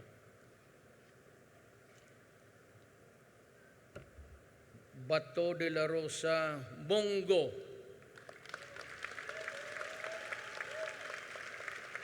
Sabi niya, huwag daw niya habaan. Paano pa? Papakilala ko, kaya ko gini-endorse eh. Actually, ito si Bongo, hindi ito trabahante. Si Tesoro to. Batanggenyo to. Batanggenyo. Ang tatay lang niya, ang Chinese, Go. Gaya ng lolo ko, Lam. Mga in-check kami na halo. Pero hindi ako bata-bata doon na I am a Filipino. So si Bongo, kaibigan ko lang ito. May negosyo ito sila. They own the biggest printing press sa Mindanao. Likod ng UM. Walang ginawa ito kung hindi mag-basketball. Anak mayaman to eh. Ngayon, naglaro sila ng basketball. Si De La Rosa. Siya, pati yung aide ko na tenyente. May aide ako, pero lieutenant lang. Naglalaro sila ng basketball. Pinasahan ni De La Rosa ata. Nung pinasa niya ang bola, pagsalo, diretso tumba, patay. Kaya, hindi rin ko, kasi may mga, sanay ako sa utos-utos eh. Siyang sabi na, sige sir, kung wala kang iba, ako na lang muna. Yan, Lasal ito nag-aral. Mahusay ito. Magkwenta ito dito lang sa ulo niya. Sige, tanungin mo. Puro dito. Talaga? Dito na yan. Ewan ko kung anong tinuro sa mga pare ng Lasal. Bakit mahusay sa mat? Nagkukwenta lang yan dito. Magkanong... Kaya kung magtanong ka ngayon, magkano ang margin ng victory mo, tanungin mo siya. Ngayon na, sabihin niya sa iyo, ito ang lamang mo. Coco Pimentel.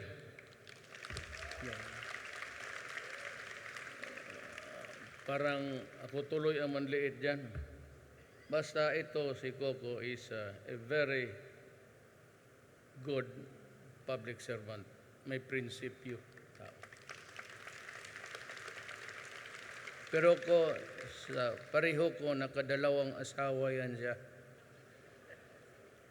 Nandyan si Ma'am, wag kang sabihin na naman misogyny na. Totoo man.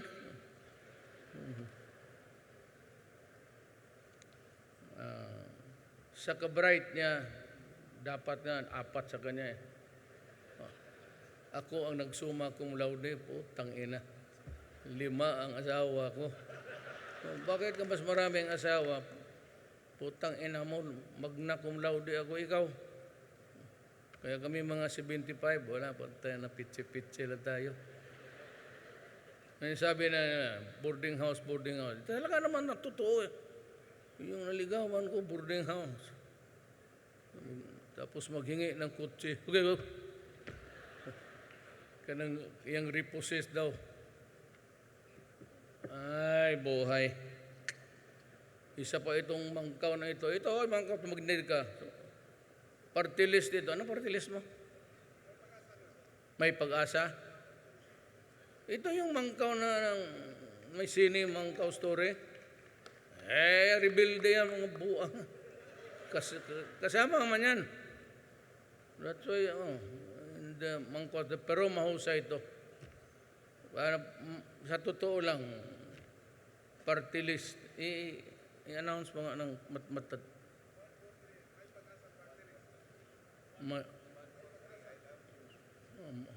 May pag-asa party list. Tuwin ninyo kay militar yan. Anak lang rin ng mahirap yan sa Davao. Totoo lang. Davao yan, anak ng mahirap lang yan. Kaya lang, pumasok ng PMA, tapos gusto ka agad mahunta. Gusto maging presidente ang mga buang. Hintay kayo. Demokrasya tayo. Eleksyon. Hunta-hunta. Hindi papayag ang tao niya. Pero may pag-asa. Kung wala naman kayong party list, yan na lang ilagay ni totoo. Ilagay nyo si talaga. Kaya lang ang kasalanan nito nagkudita. Pero okay man, nag-surrender. Ngayon mabait na ang mga yawa. Sakit ng ulo. Ngayon, actually, I am telling you, wala kayong talo. Kung wala naman kayong may pag-asa. Meron talaga, totoo. Yung mga sundalo na nagbago na gustong tumulong, tulungan natin. Kaysa mag-rebelde yung mga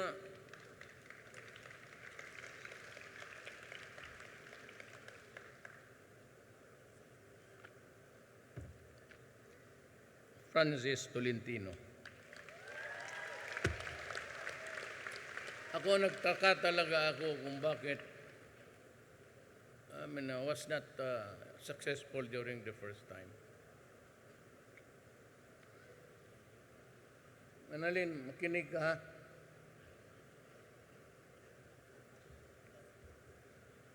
Napaunlad na ang Tagaytay City sa Cavite bilang City Mayor. Naging presidente ng City Mayors League of the Philippines. Former Metro Manila Development Authority Chairman. Crisis Manager, Co. Bachelor of Laws at Ateneo Law School. Passed the Philippine Bar and New York Bar exams. Ibig sabihin, pwede itong mag-practice ng law sa korte nila sa Amerika. Master of Laws, University of London. Is specializing in public international law. Doctor of Judicial Science Studies at Tulane Law School in New Orleans, Louisiana. Environmental law. Holds the rank Brigadier General, Philippine Army. Graduated from the National Defense College of the Philippines. Studied at the Military College of South Carolina. Authored several books of public service. Yung inutusan ko to manage sa gobyerno yung tulong doon sa Mayon at yung typhoon na umpong. Action man. Ligtas lahat ang Pilipino. Utol ang bawat Pilipino.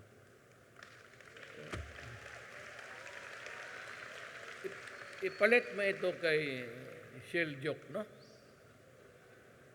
Lahat ng kaso ng Pilipinas, yes, siya yung kaso siya yung defense. Ang people of the Philippines versus Rodrigo Duterte, ang abogado ng people of the Philippines is the prosecutor. Tapos yung defense, maghanap ako ng abogado ko o kung wala, pro bono, the court will appoint one lawyer to defend me. Yan.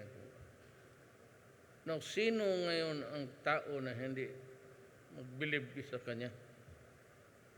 Sa nakalaman niyang ito, sayang yung palusutin ninyo. Totoo. Nakakilala ko kami nito dahil sa motor. Nagmumotor ako eh. Maabot ako dito, Luzon. Naikot ko na itong Pilipinas sa motor. Kaya kasama ko sa Luzon, akyat, Baguio. Doon yon nung bata pa ako. Ngayon, bata pa rin ako kasi karaming magaganda. Hindi ko lang maano.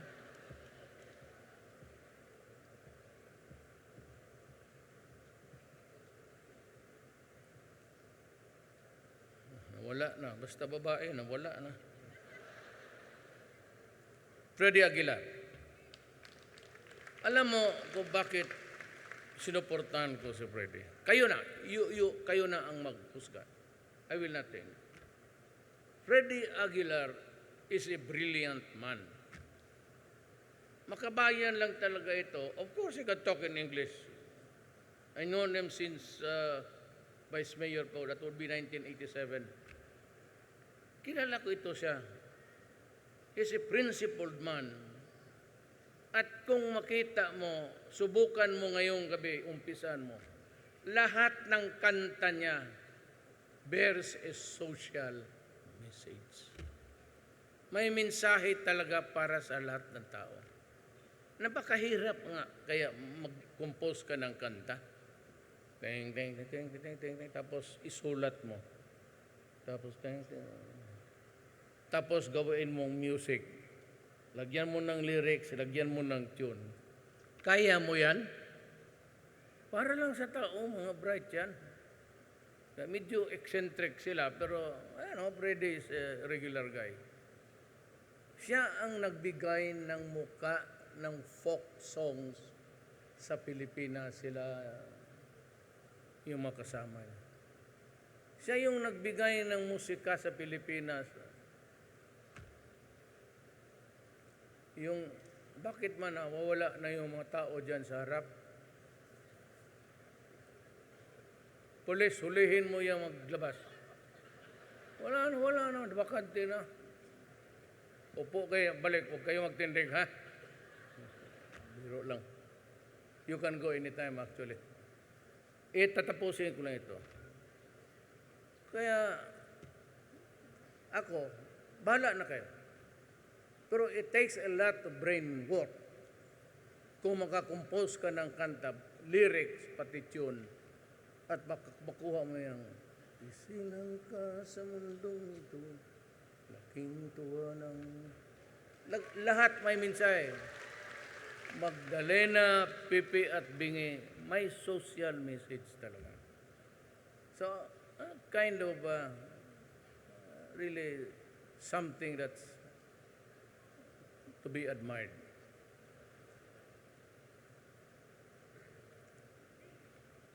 Si Secretary Alunan, do I have to introduce? Siya yung aming DILG Secretary. At that time, panahon ni Ramos, may red flag na tayo. Binigyan natin ng red flag dito sa Isaw for 2 months. At yung sabi niya na mag-narco state tayo, nag-umpisa na talaga sa panahon ko. Pinasok na congressman, mga mayors, at ang barangay captains, they were using their powers to... Ako nagwa-warning ako sa inyo talaga. May 3 years pa ako, nakikiusap ako sa inyo. Please do not do it. Kaya kung kung mag-abot tayo sa isang lugar, talagang papatayin ko kayo. Sigurado yan. Either friend or foe. Huwag ninyong pasukan yan. Di ko kayo palusutin. Baski anak ko. Sabi ko sa anak ko, mga pulis, patayin ninyo. Kung makita ninyo yung anak ko, patayin ninyo. Mas believe ako sa inyo. Total, kung anak kita, putang ina. Pagka pumasok ka dyan, problema mo yan. I can't afford to lose a son, a grandson, or marami pa. Huwag mo, do not fuck with me. Yan talaga ang sinasabi ko. Kaya kayong mga barilin ninyo, basta na nakahawak ng droga. And I assure you, all you have to say, yun ang sinabi mo sa Pasig. Yun ang warning ni Secretary Alunan. Naging totoo talaga. Si Kaparahinog, ang bahay niya, alam mo ba ang bahay niya, yung wall, paper wall, ano ba ito? puro tag 500 na dinikit. Mga bago talaga, dinikit. Yung udikta couple, yung pinatay na sa Pantalan, they were the ones involved sa western side, Cebu western side. The western side is your left hand. Tingin ka ng Pilipinas, this is the west, this is the east. Ang eastern side naman yun, si Espinosa, nung pinatay doon sa jail. Sila yon. Sila yon ang nagloko ng Pilipino. Dito sa Bacolod, bago lang, milyonaryo, money lender, tapos may 30 ka, may Lamborghini pandalawa. Pabilibin mo ako na ganon ka bilis ang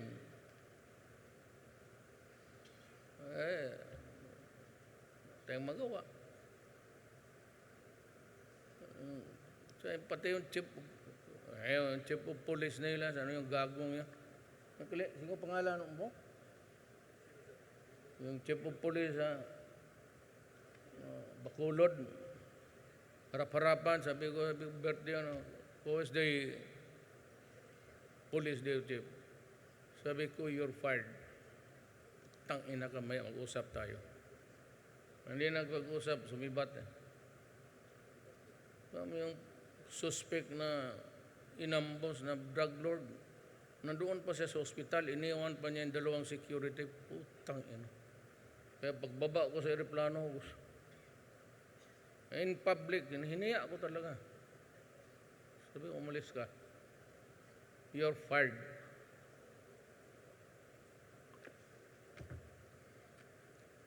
Senator Sani Angara is perfect, actually. Tax expert na to. Ang gusto ko lang kay Sani is, he criticizes me in the right moments and for the right reasons.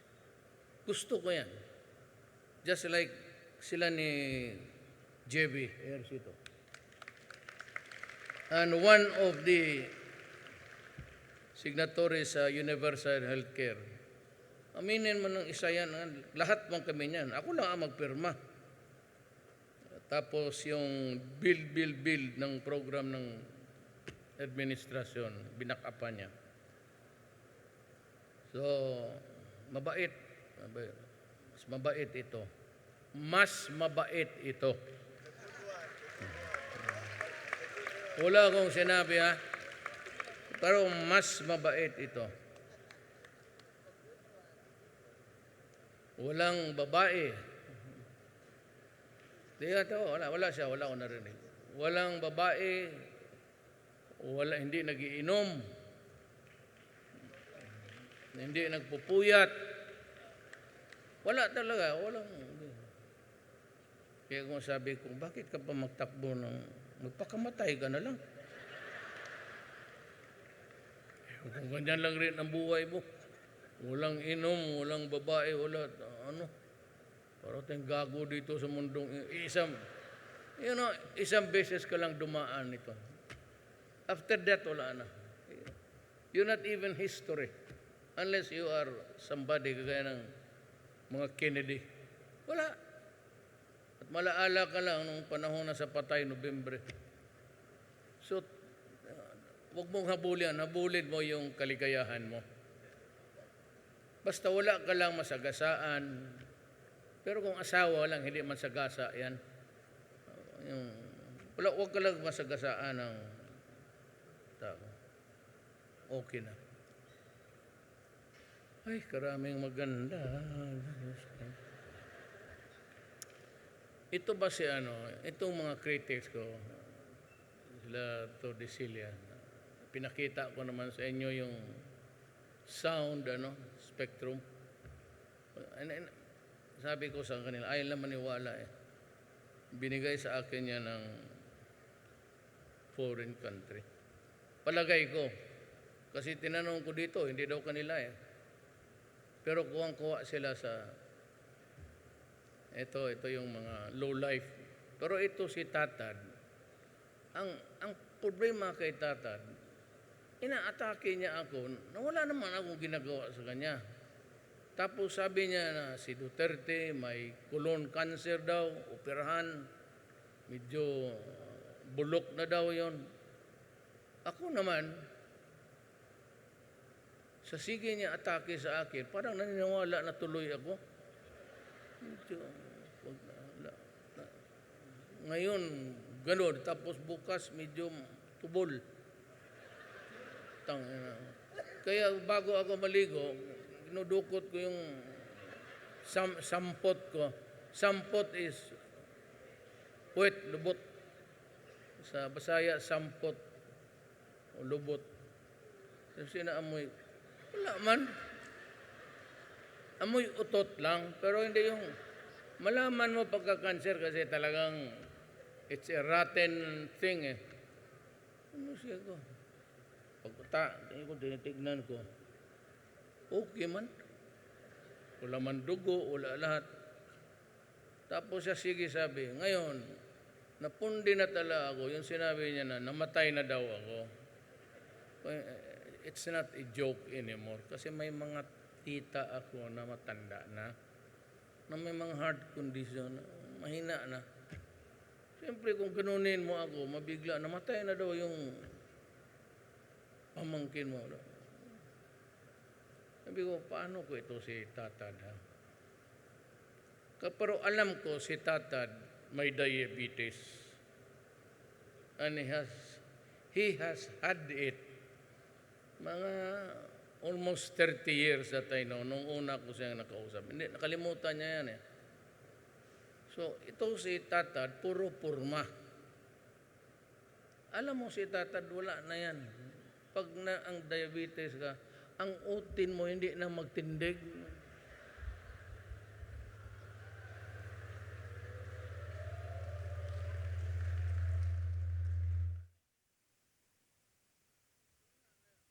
Diabetes? No more.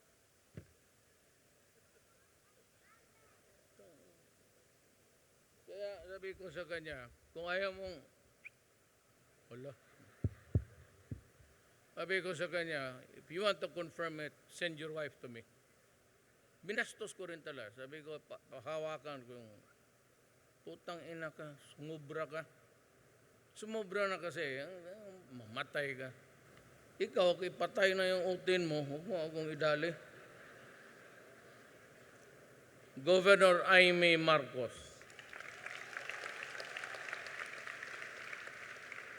As good as she can ever be.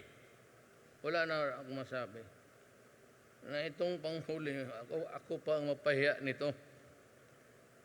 Villar Cynthia. Ma'am, number 1 ka na, ma'am. Blow out na. So, yan ang sino pa ang nandito. Yung party list, would you, pardon me, but could you kindly stand and so that I can acknowledge you properly? Pati matulungan ko kayo.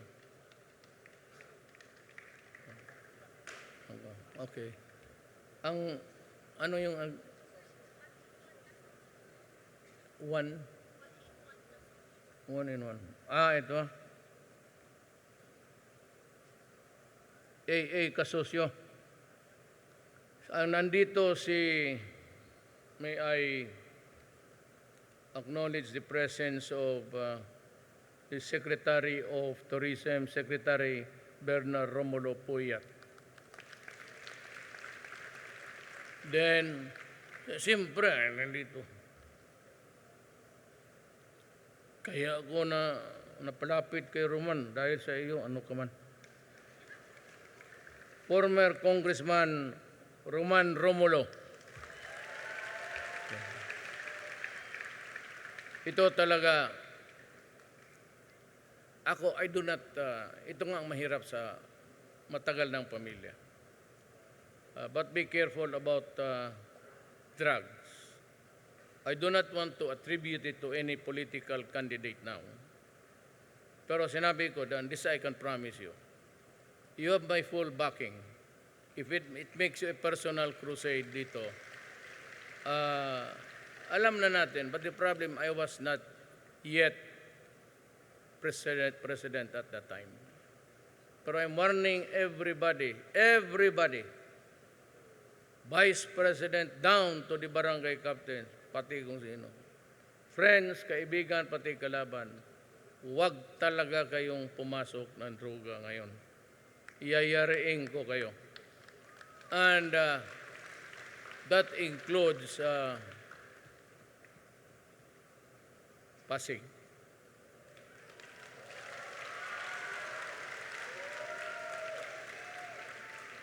Either if you're the mayor, kailangan kang hintuin mo o hintuin kita para makapaghanap kami ng iba. Totoo. Yan rin ang sinabi ko doon sa mga mayor nung pumunta ako. Please do not do it. Do not make yourself as the final solution.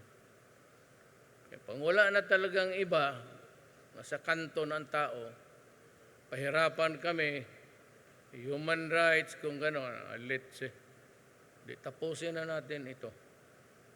Ngayon, bago ako magtatalikod, nandito si nanay ni Coco, Mrs. Pimentel. Ma'am, good evening. I'm happy to see you. Tapos may dito sa harap ko, si Congressman Sandoval, re-electionist rin. Mahusay rin. Has been there and has been doing good. Ito yung taga Malabon. At ang kasama niya, ang mahal niya sa buhay, ang Vice Mayor, si Jenny Sandoval. Payat na sa kampanya, oh. Wala na. Butit na lang, nahinto na ngayon. Totoo, ang payat mo, ma'am. Sino pa ang gustong tumakbo o tatakbo o magpabati na lang?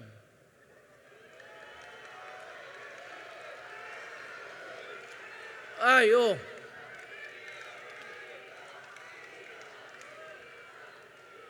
Nandito si Mayor Lim.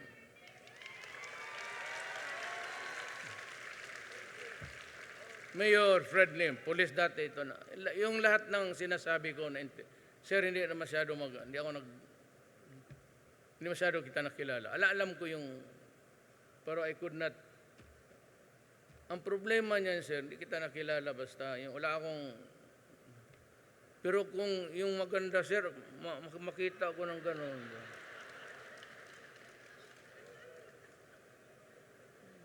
Oo, ano doon, no? Mag-Jollibee tayo yan.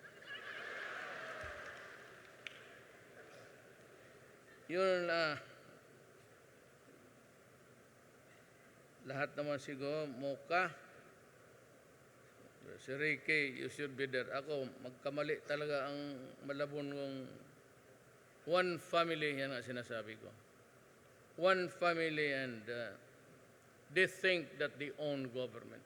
Yan ang mahirap sa elected, re-elected, tapos for generations. Ako ho, ganito, ang tatay ko died in 1968. I became mayor in 1988. Wala ho kaming dynasty doon. Kaya lang, pinatakbo ko si Inday, nagbahis muya, para may alalay. Then magtakbo sa anak ko the last time, naipasok ko itong presidency. No, the presidency, ladies and gentlemen, is a gift from God. Yan talaga ang paniwala ko. I believe deep inside me. Alam mo kasi hindi binibigyan. Alam mo, tatanungin ko, sino ba sa inyo naniwala na manalo ako? Yan ang tanong ko. Ganun, ma'am? Kasi ako, wala naman akong pera, wala na. Limited nga ang eroplano ko, naghihinto pa sa runway ang putang ina niya.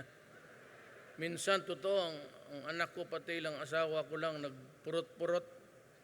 Kaya sa kahirapan, may pera ako, ma'am. Sa totoo lang, yung sabihin nila sa Central Bank, kung ikaw ang maghingi sa account ko, ibigay ko. Pero kung gawain akong uto-uto nitong mga senador na itong magdalo, putang ina ninyo, bakit ko ibigay sa inyo?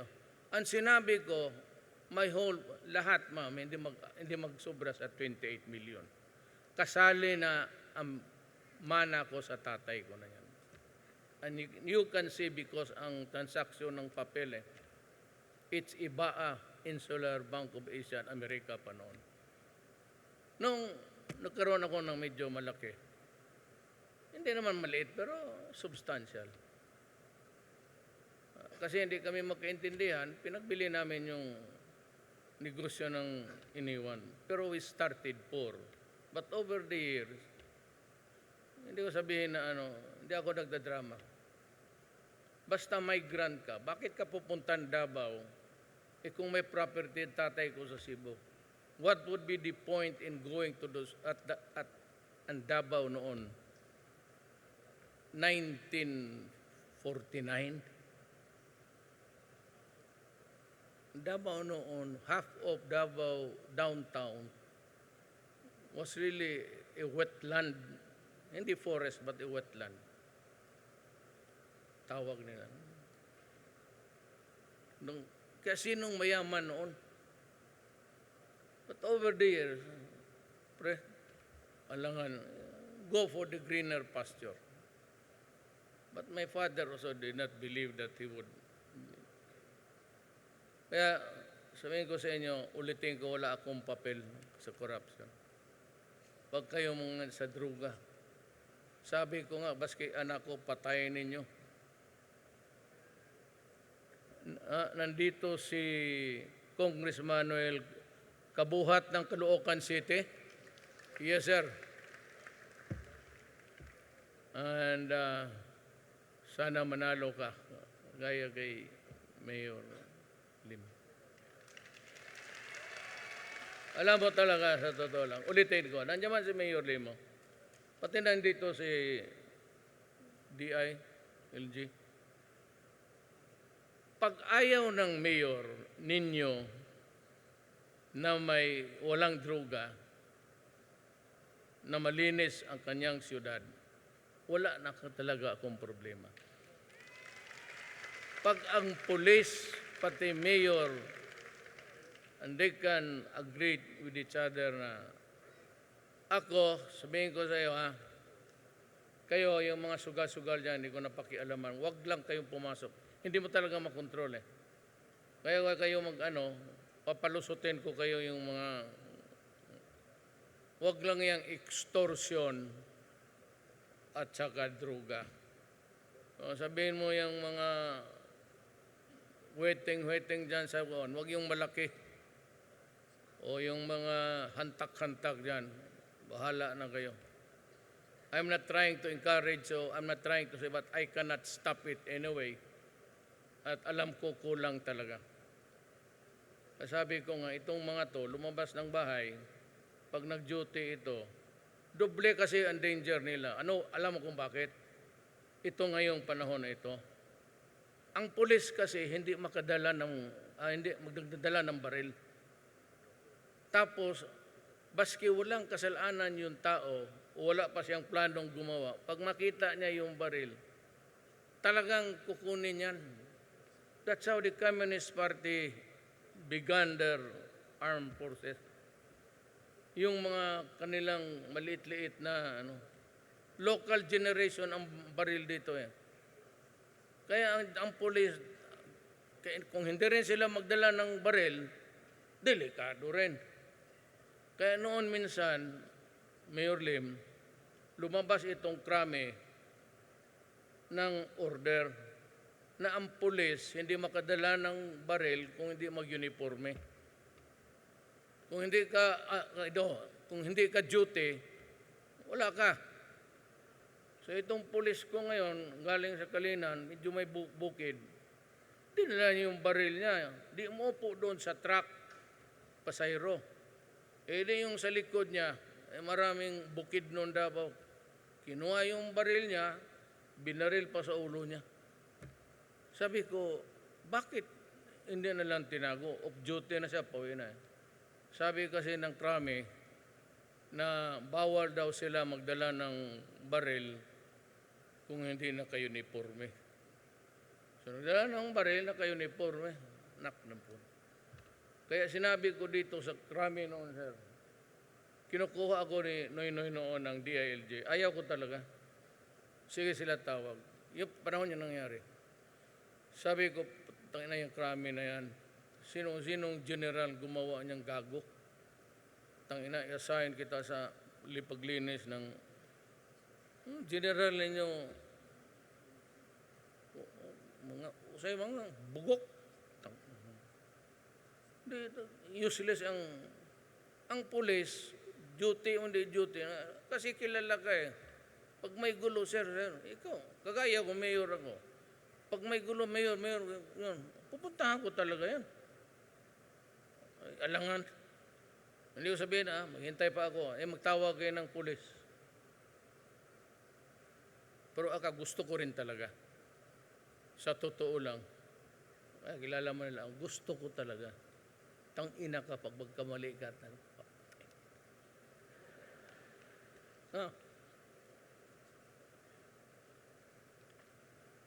Huwag mo akong hanapan na paraan na patayin kita legal. Yan ang gusto ko. Kasi ako panood ng sine. Tsan-tsan-tsan! True ka agad. So, nandito rin si Jean Mamundong, kandidato sa governor, ang gulo ng lugar, Lanao del Sur. Jean, where are you? Ang gulo ninyo, maybe I'll go to, basta yung lugar, ganito ang sinabi ko. Kaibigan man tayo, hindi, administration hindi. Neutral ako, pati neutral ang police, neutral ang sundalo. That's the order of the day. Wala, kaya dito, ang gulo eh. I will try to say, sabi ko nga na baka lilipad ako doon. Para pagsabihan lang, basta ganito ang order ko. Kung naka-live yan, ang kandidato, limitado sila sa 2 pulis. Hindi army, pulis lang. Walang kapgo, pulis 2. Yan lang. Hindi kayo makadala ng high-powered pistol lang. Ngayon, pag dumaan ka ng checkpoint, ang order ko sa army pati pulis, pag may firearm ka na M16 o M14, pag sinabi ng pulis pati military, ibaba mo yan, isurrender mo.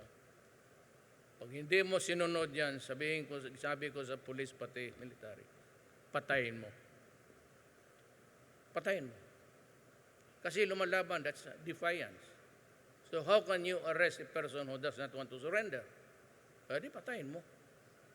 Yan ang utos ko sa lahat, buong Pilipinas. So wag kayo magdadala ng armas, kasi ang order ko talaga sa pulis, pati sa militar, parilin ka, patayin ka. Yung ngayon kayo mga Tagalanaw, dito yung isang, hindi ako nagtidepensa sa kanya. I'm talking about the trouble that is now going on in Lanao del Sur. Either you stop it or marami dyan, failure of an election kung hindi makaboto o talagang plain terrorism. Pagka ganon, pagbalik ko dyan, magdala na ako ng maraming sundalo. You must remember that until now, martial law exists in Mindanao. Do not force. me, do not force my hand to do something which you might not like and hate me for all time. Maraming salamat po.